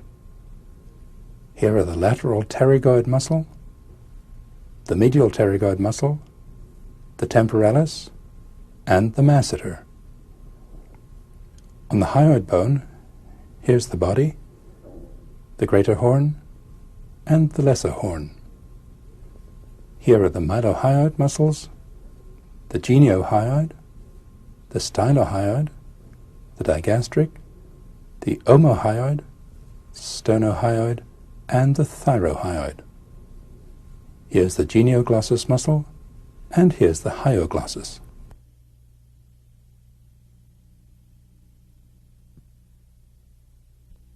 Now we'll move on to take an overall look at the oral cavity and at some important closely related structures. We'll look first at the shape and extent of the oral cavity. Then we'll look at the muscles of the cheek and lips, then at the teeth, then at the salivary glands. To understand the shape of the oral cavity and its extent, we'll look at it in a living model. Here's the tongue, here's the palate, here's the inner aspect of the alveolar process of the maxilla and of the mandible. The alveolar processes of the maxilla and mandible, together with the upper and lower teeth, project into the oral cavity from above and below. They divide the oral cavity into an inner part and an outer part. The upper and lower gums, or gingivae, are formed by mucous membrane that covers the alveolar processes on the outside and on the inside. The outer part of the oral cavity, the vestibule, lies between the teeth and gums on the inside and the cheek and lips on the outside. The mucous membrane of the lips and cheek is continuous above and below with the mucous membrane of the gums. The inner part of the cavity is closed off above by the hard palate and further back by the soft palate, which ends back here at the uvula. It's closed off below largely by the tongue and also by the mucous membrane of the floor of the mouth. To see the features of the posterior part of the oral cavity, we'll look at a dissected specimen that's been divided in the midline. This specimen is missing a number of teeth. The mucous membrane that lines the cheek passes medially behind the last molar teeth and becomes continuous with the mucous membrane of the inner part of the oral cavity. The front of the ramus of the mandible is here. To look at the wall of the oral cavity further back, we'll move the soft palate backward. This fold in the mucous membrane, running from the soft palate to the side of the tongue, is the palatoglossal arch.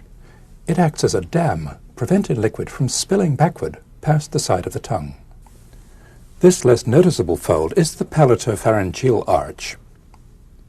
This triangle between the two arches is occupied in early life by a prominent mass of lymphoid tissue, the tonsil. In later life, as in this specimen, the tonsil atrophies. Here's the palatoglossal arch in a young person. Here behind it is the tonsil. We'll look at the soft palate along with the pharynx at the end of this section. Now that we've looked at the overall shape of the oral cavity, we'll move on to look at the muscles of the cheek and lips. The muscles we'll look at are the buccinator, which forms the muscular lining of the cheek, and the complex of muscles that surround the mouth, collectively called the orbicularis oris. Before looking at these muscles, we need to get acquainted with a ligamentous structure that the posterior fibers of the buccinator are attached to, the pterygomandibular band, also called the pterygomandibular raphe. The pterygomandibular band, represented by this piece of material, passes from the pterygoid hamulus to the posterior end of the mylohyoid line. Two muscles arise from it, the buccinator in front and the superior constrictor of the pharynx behind. The pterygomandibular band can stretch to accommodate jaw movement. Now, to see the muscles of the cheek and lips, we'll look at a dissection in which the skin and subcutaneous fat have been removed from the lower part of the face. The muscles of facial expression have also been removed. Here's the orbicularis oris, here's the buccinator. The two are closely associated. We'll look at the buccinator first. Here it's partly hidden by the masseter muscle, which we'll remove. The buccinator is a thin pouch of muscle that closely follows the contours of the mucous membrane of the vestibule. It has a long line of origin. The buccinator arises from the maxilla and from the mandible along these lines. Above, the line of attachment curls round behind the tuber of the maxilla. Below, it curls round onto the buttress of the mandible. Between these 2 points, the most posterior fibers of the buccinator arise from the pterygomandibular band. The buccinator muscle passes forward and divides at the corner of the mouth. Its fibers continue forwards to become the deepest part of the orbicularis oris. The orbicularis oris muscle complex surrounds the opening of the mouth. It consists partly of intrinsic fibers, but it's formed mainly by the fibers of other muscles, on the deep aspect by the continuing fibers of the buccinator, and on a more superficial level by these muscles of facial expression. We'll take a good look at them in the last section of this tape. The action of the orbicularis muscle is to press the lips together, closing the mouth. The action of the buccinator is to prevent the cheek from distending when we raise our intraoral pressure. When we let the buccinators relax, this happens. Now that we've looked at the muscles of the cheek and lips, we'll move on to look at the teeth.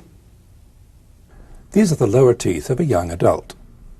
In the full dentition, there are 16 teeth above and 16 below, 32 in all. In each quadrant, there are 2 incisors, 1 canine, 2 premolars, and 3 molars. This individual's 3rd molars have been removed. The incisor teeth are flat and chisel-shaped.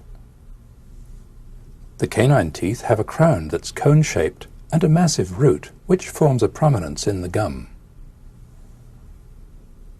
The premolar teeth are broad and short from front to back. They have 2 projecting cusps. The molars are longer from front to back than the premolars and have from 3 to 5 cusps.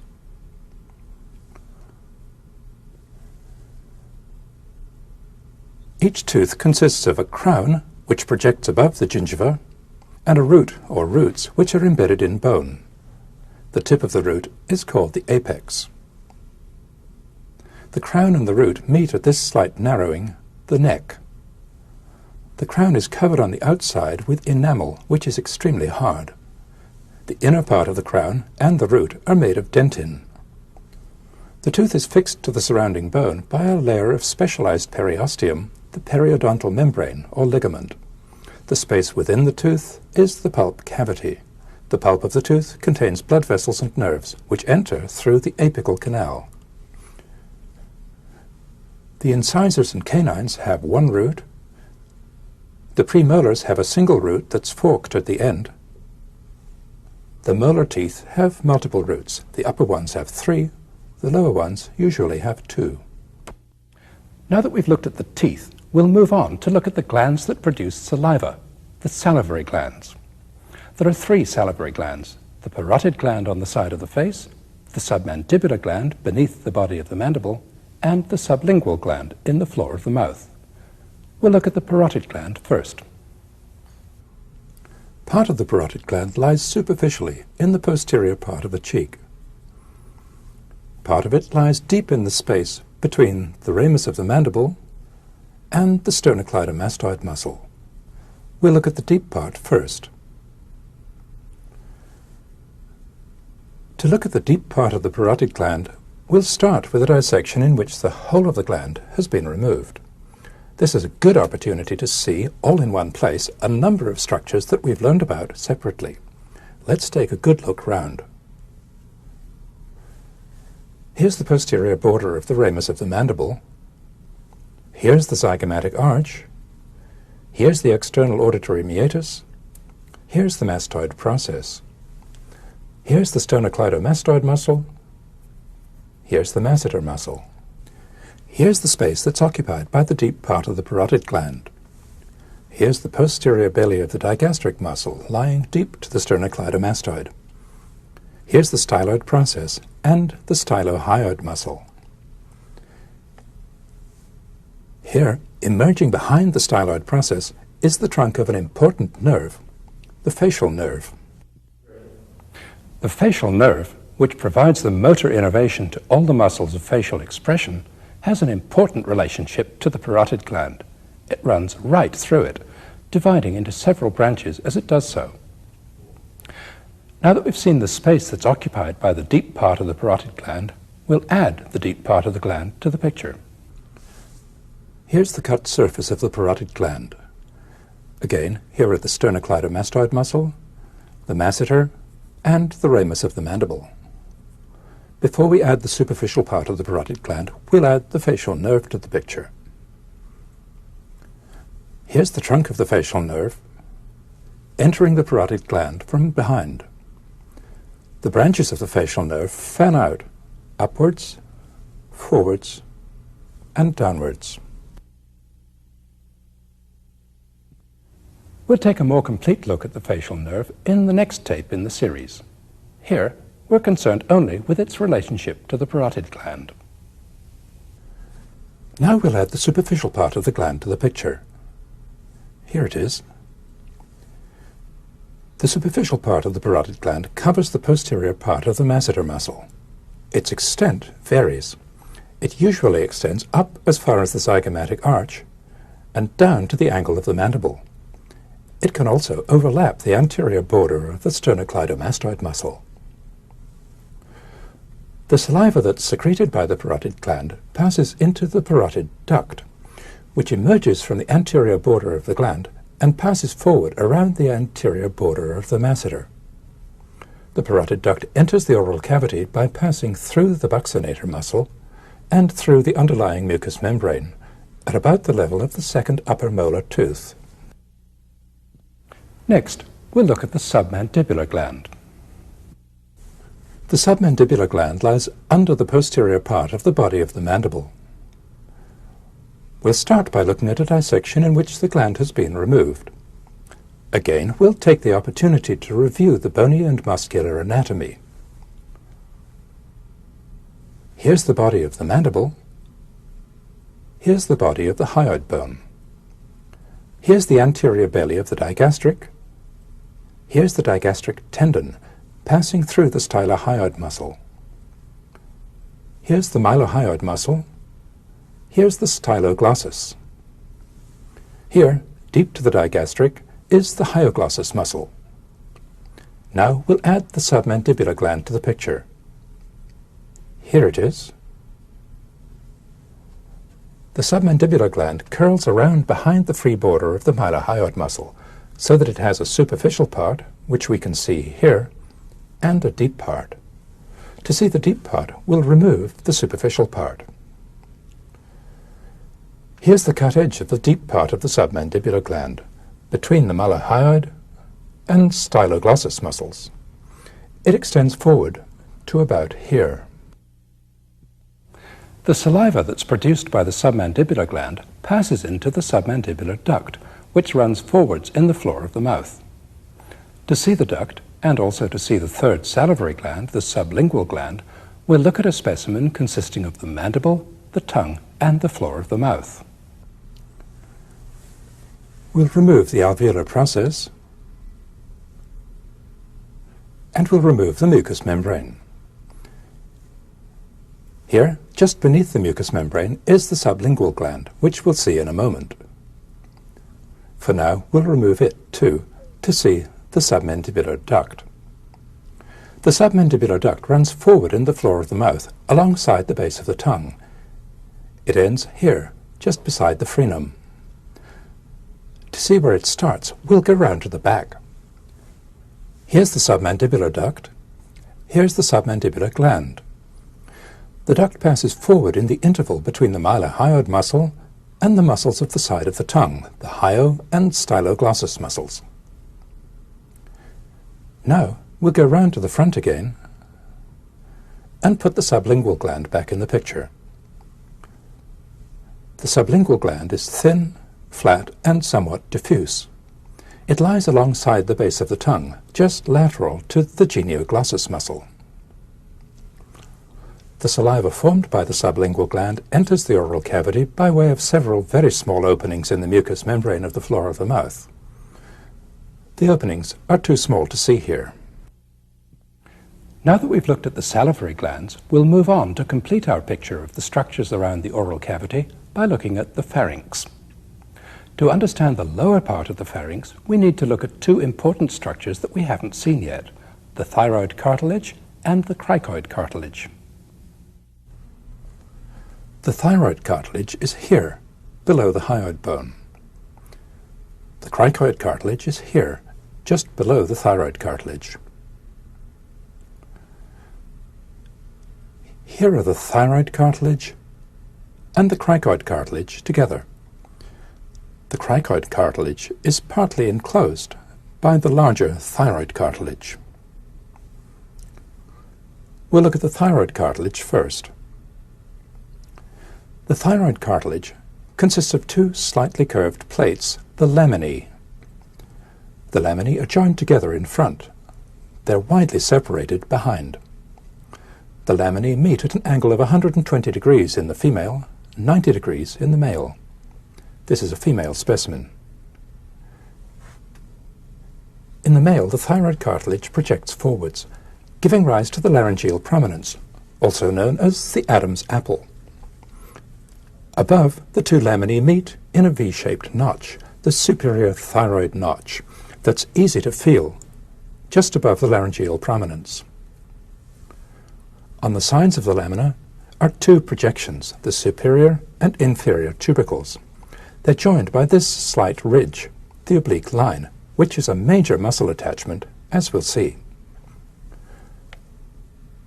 The posterior border of each lamina is prolonged upward and downward to form two projections, the superior horn and the inferior horn. The superior horn points upwards and backwards, the inferior horn points downwards. The thyroid cartilage hangs directly below the hyoid bone. The upper border of the thyroid cartilage has the same curvature as the arch of the hyoid bone. The thyroid cartilage is suspended from the hyoid bone by this membrane, the thyrohyoid membrane. On each side, the posterior part of the membrane is thickened, forming the lateral thyrohyoid ligament.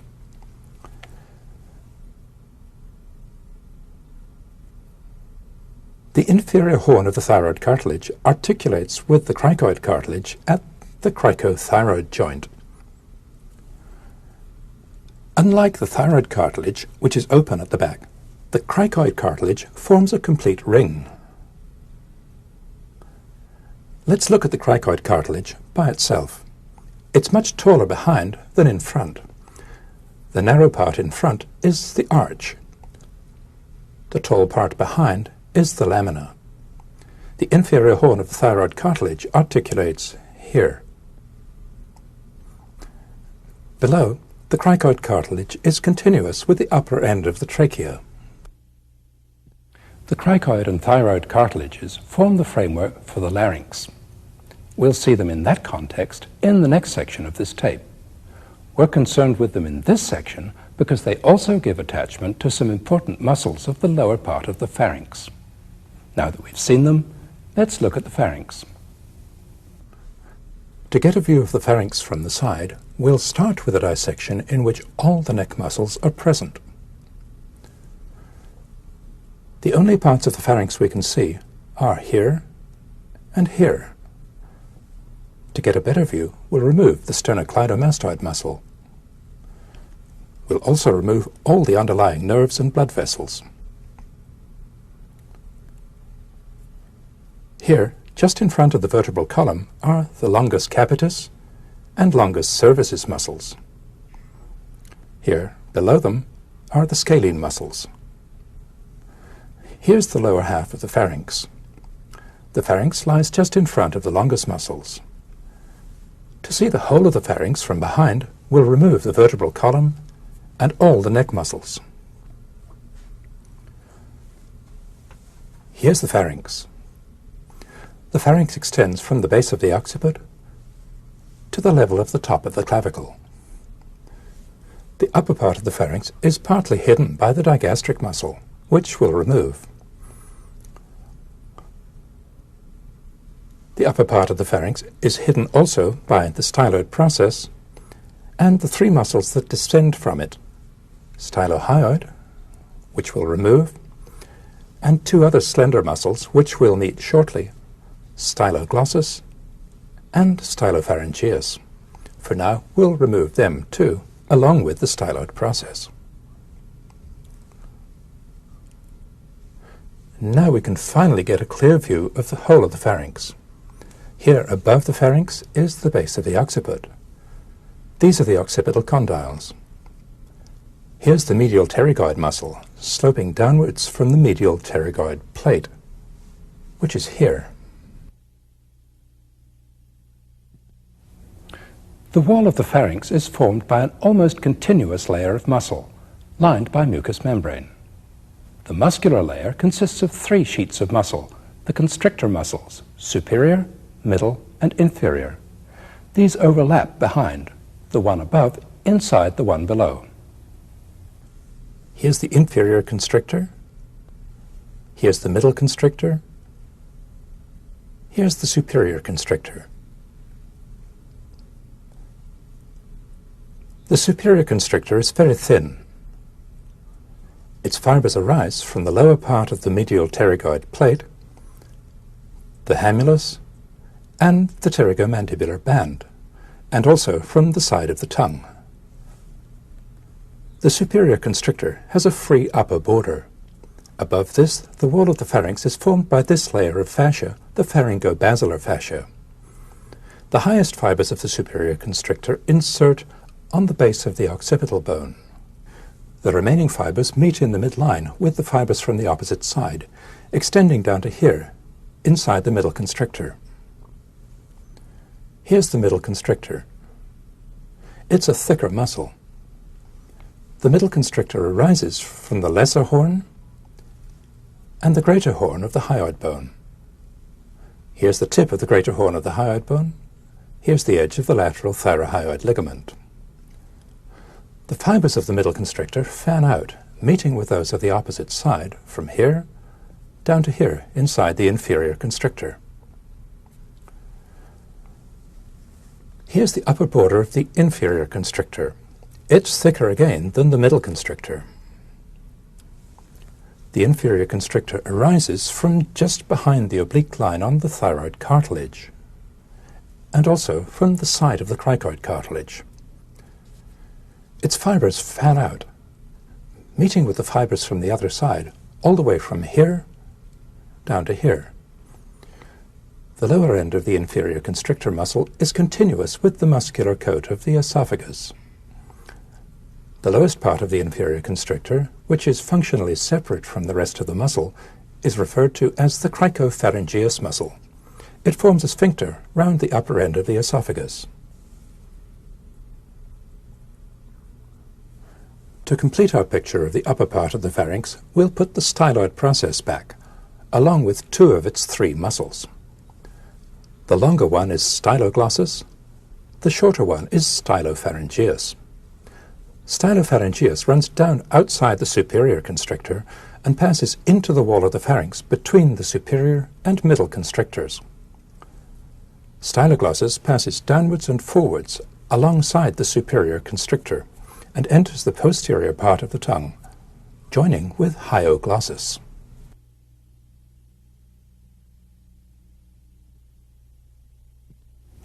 To complete our picture of the pharynx, we'll look at a specimen that's been divided in the midline.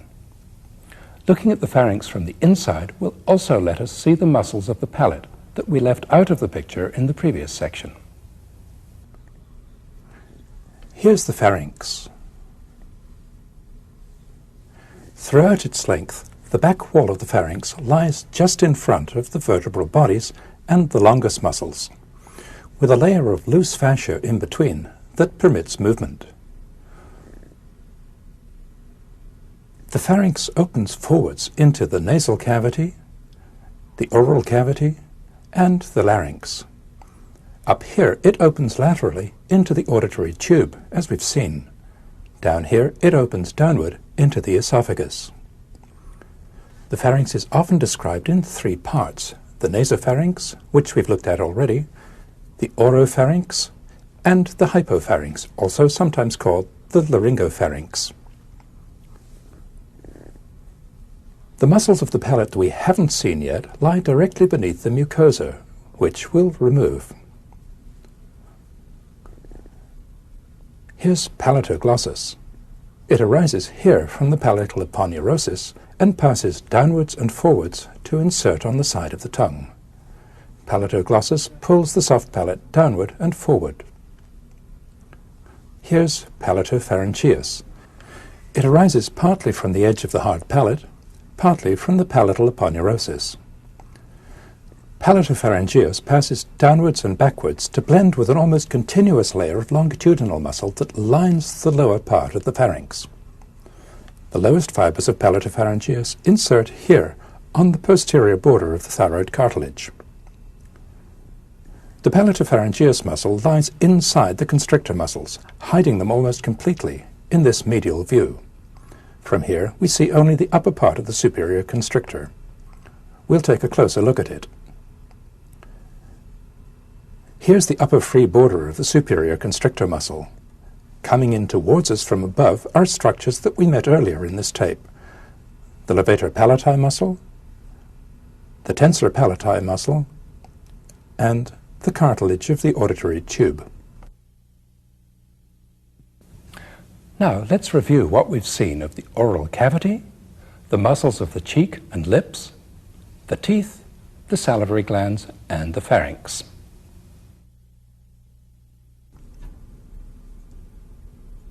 Here are the gingivae, the hard palate, the soft palate, and the uvula. Here are the palatoglossal arch and the palatopharyngeal arch. Here's the tonsil. Here's the pterygomandibular band, the buccinator muscle, and the orbicularis oris muscle.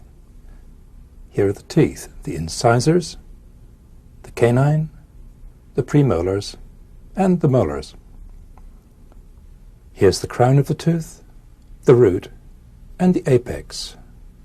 Here's the neck, here's the pulp cavity, here's the apical canal, and the periodontal membrane. Here's the parotid gland and the parotid duct. Here's the submandibular gland and its duct. Here's the sublingual gland. Here's the thyroid cartilage. Here's the cricoid cartilage. Here are the superior constrictor, the middle constrictor, and the inferior constrictor. Here's styloglossus and stylopharyngeus. Here's palatoglossus and palatopharyngeus.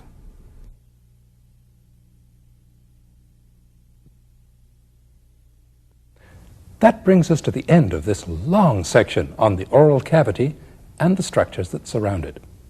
In the next section, we'll look at the larynx and its surrounding structures.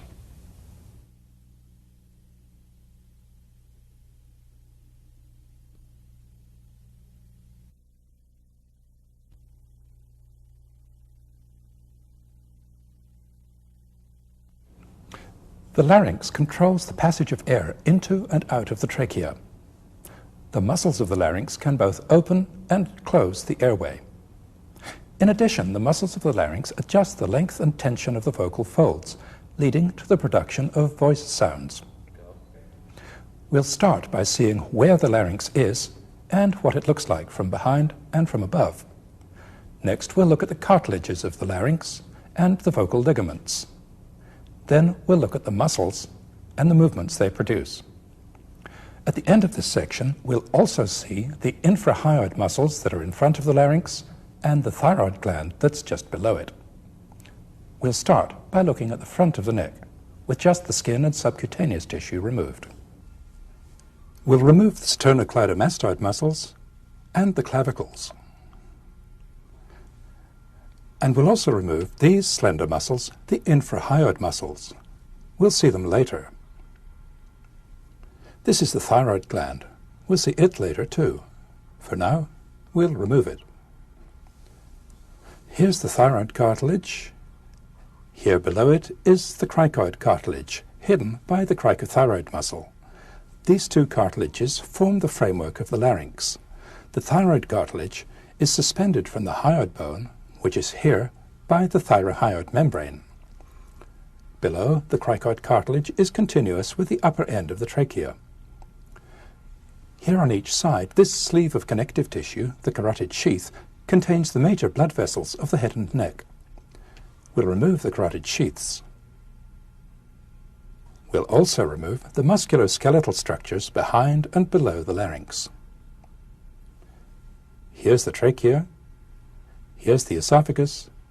Here's the lower part of the pharynx. To see the larynx from behind, we'll remove the posterior wall of the pharynx. Here's the opening of the larynx, the superior laryngeal aperture. It faces almost directly backwards. The opening is formed in front by the epiglottic cartilage, on each side by this fold of soft tissue, the aryepiglottic fold, and behind by two important structures that we'll meet in a minute, the arytenoid cartilages. The space that's lateral to the aryepiglottic fold is the piriform recess. Here in front of the epiglottis is the back of the tongue. The space between the tongue and the epiglottis is the vallecula.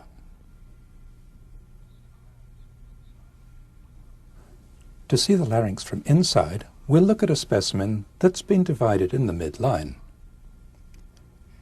Here's the epiglottis.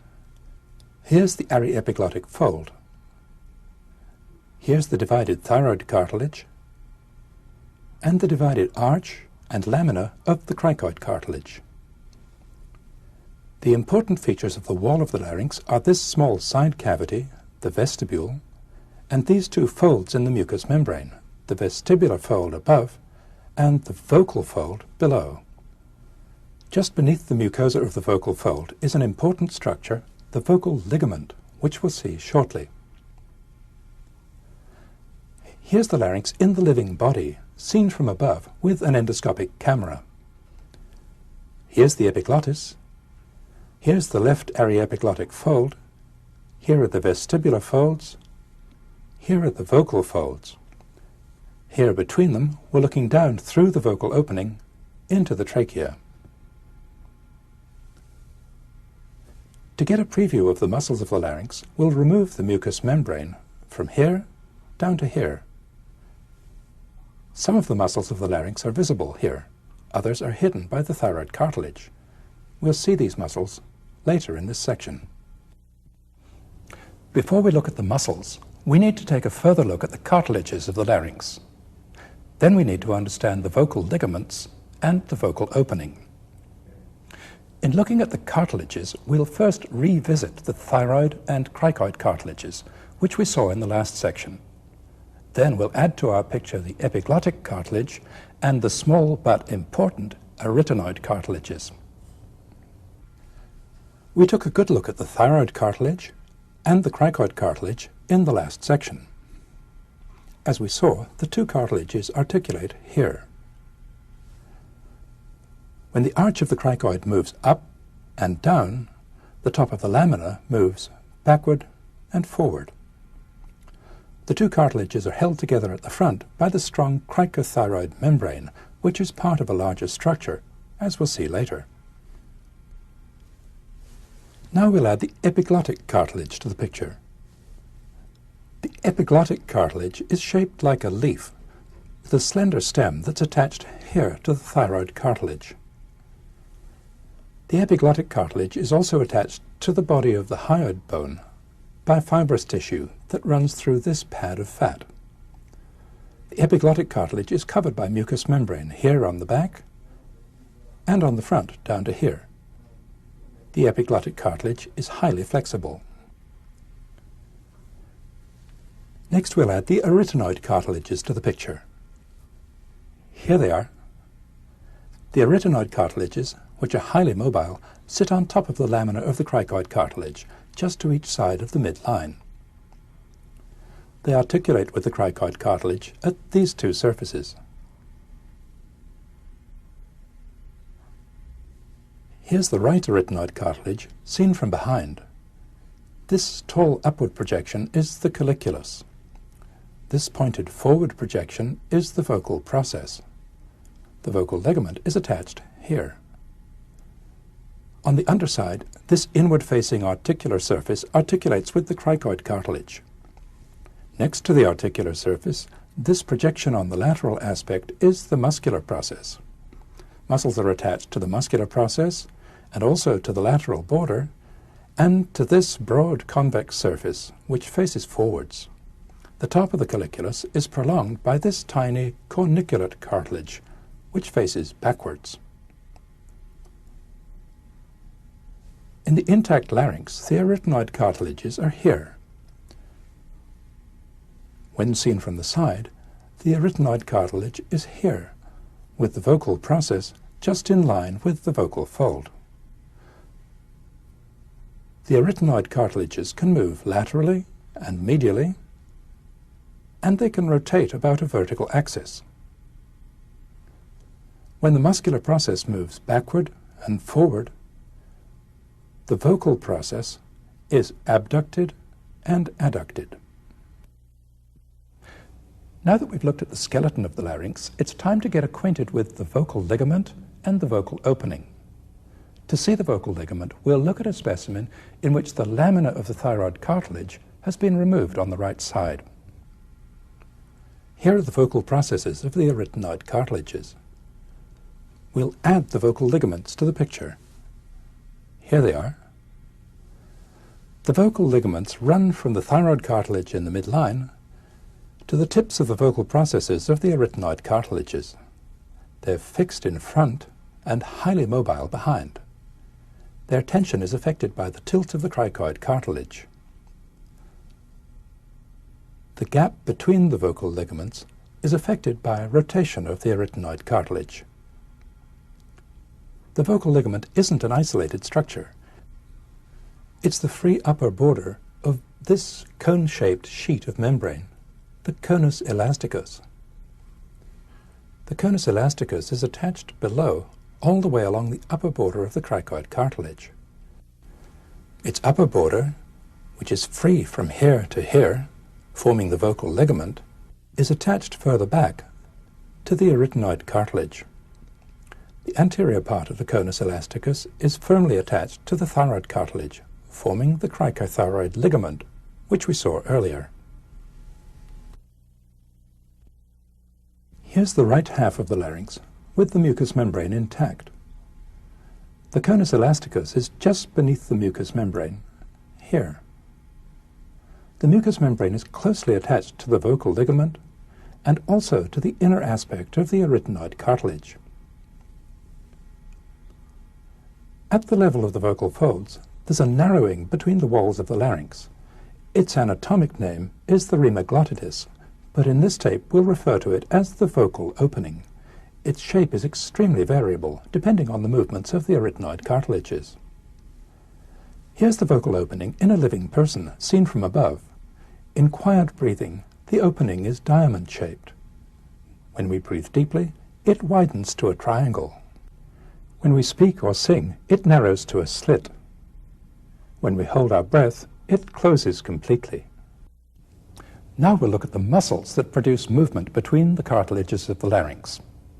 First we'll see the cricothyroid muscle, then the two cricoarytenoid muscles, then the thyroarytenoid, transverse arytenoid, and aryepiglottic muscles.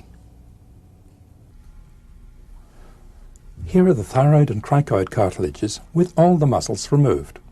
We'll add the cricothyroid muscle to the picture. Here it is. The cricothyroid muscle arises from here on the cricoid cartilage.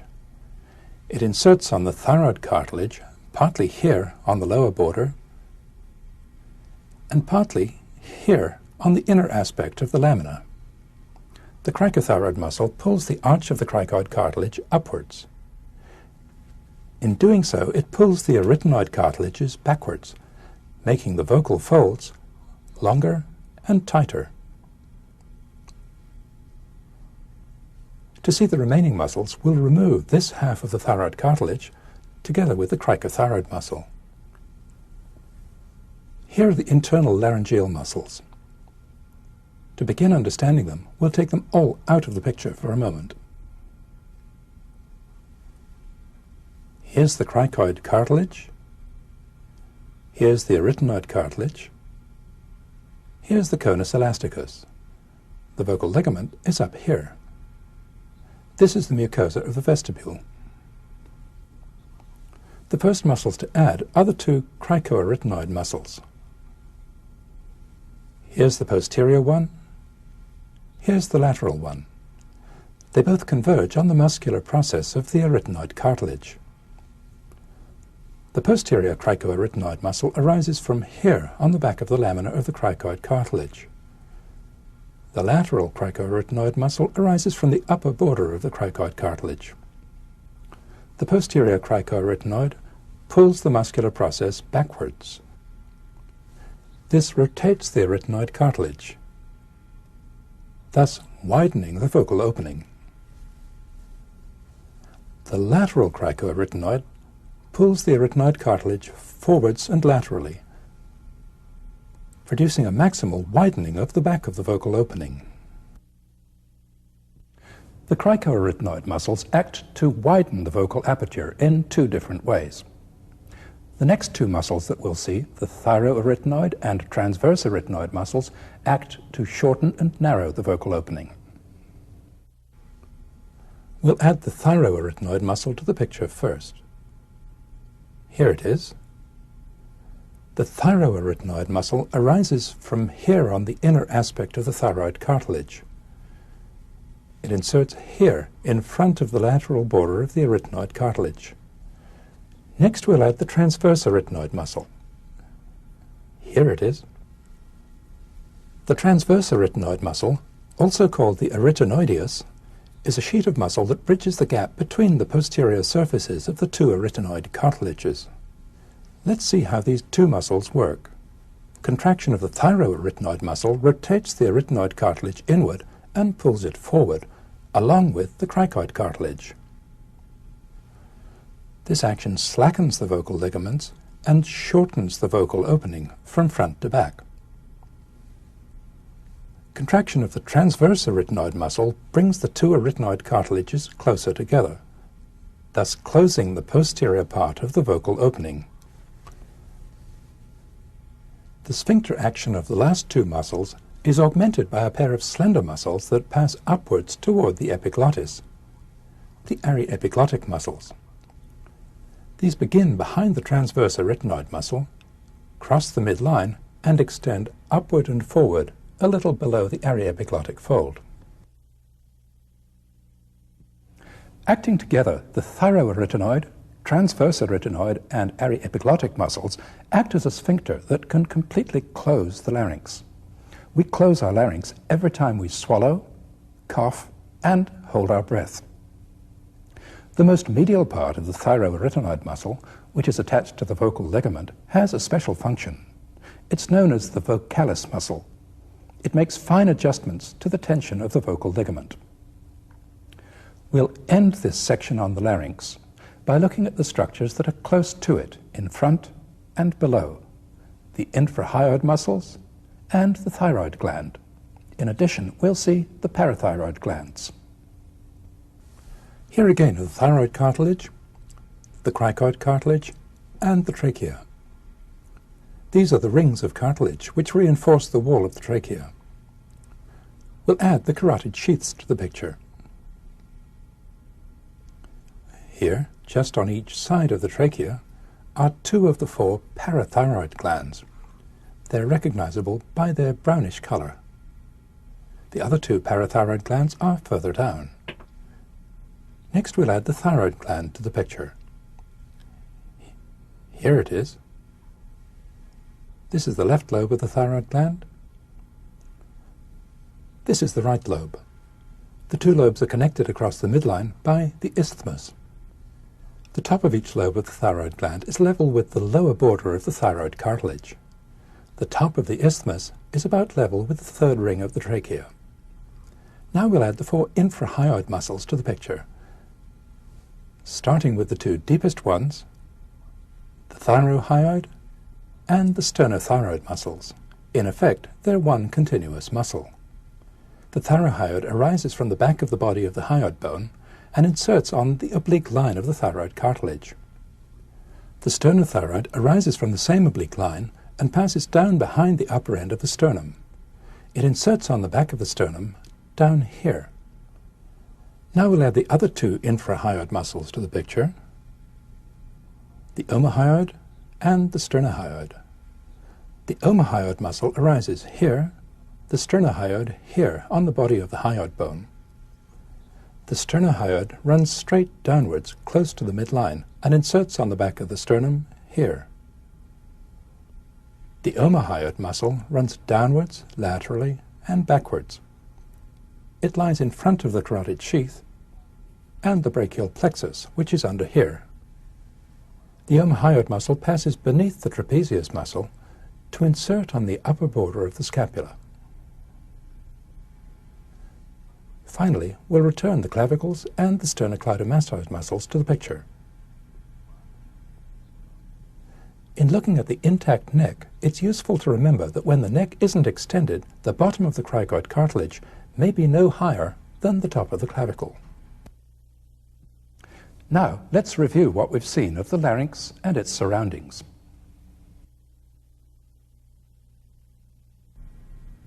Here's the thyroid cartilage. Here's the cricoid cartilage.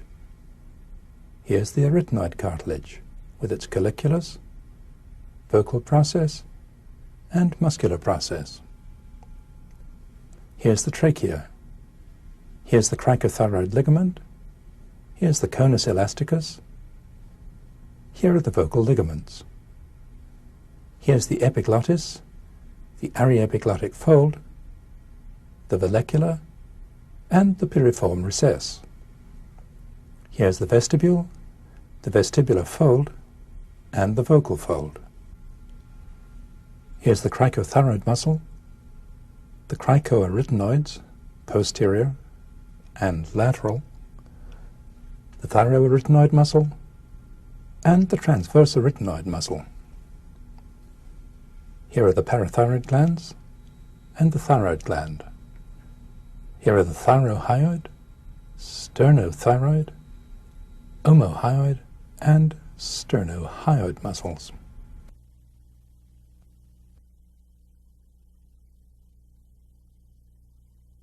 That brings us to the end of this tape, the Head and Neck Part 1.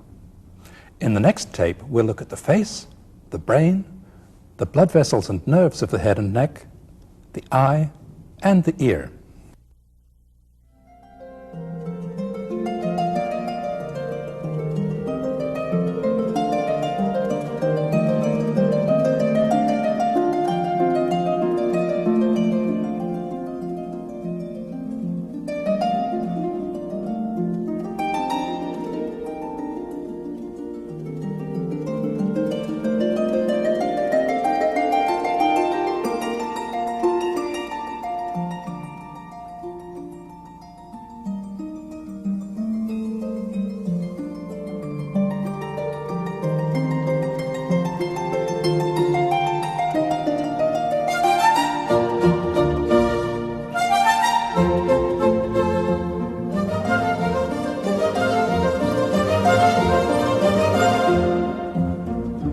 you.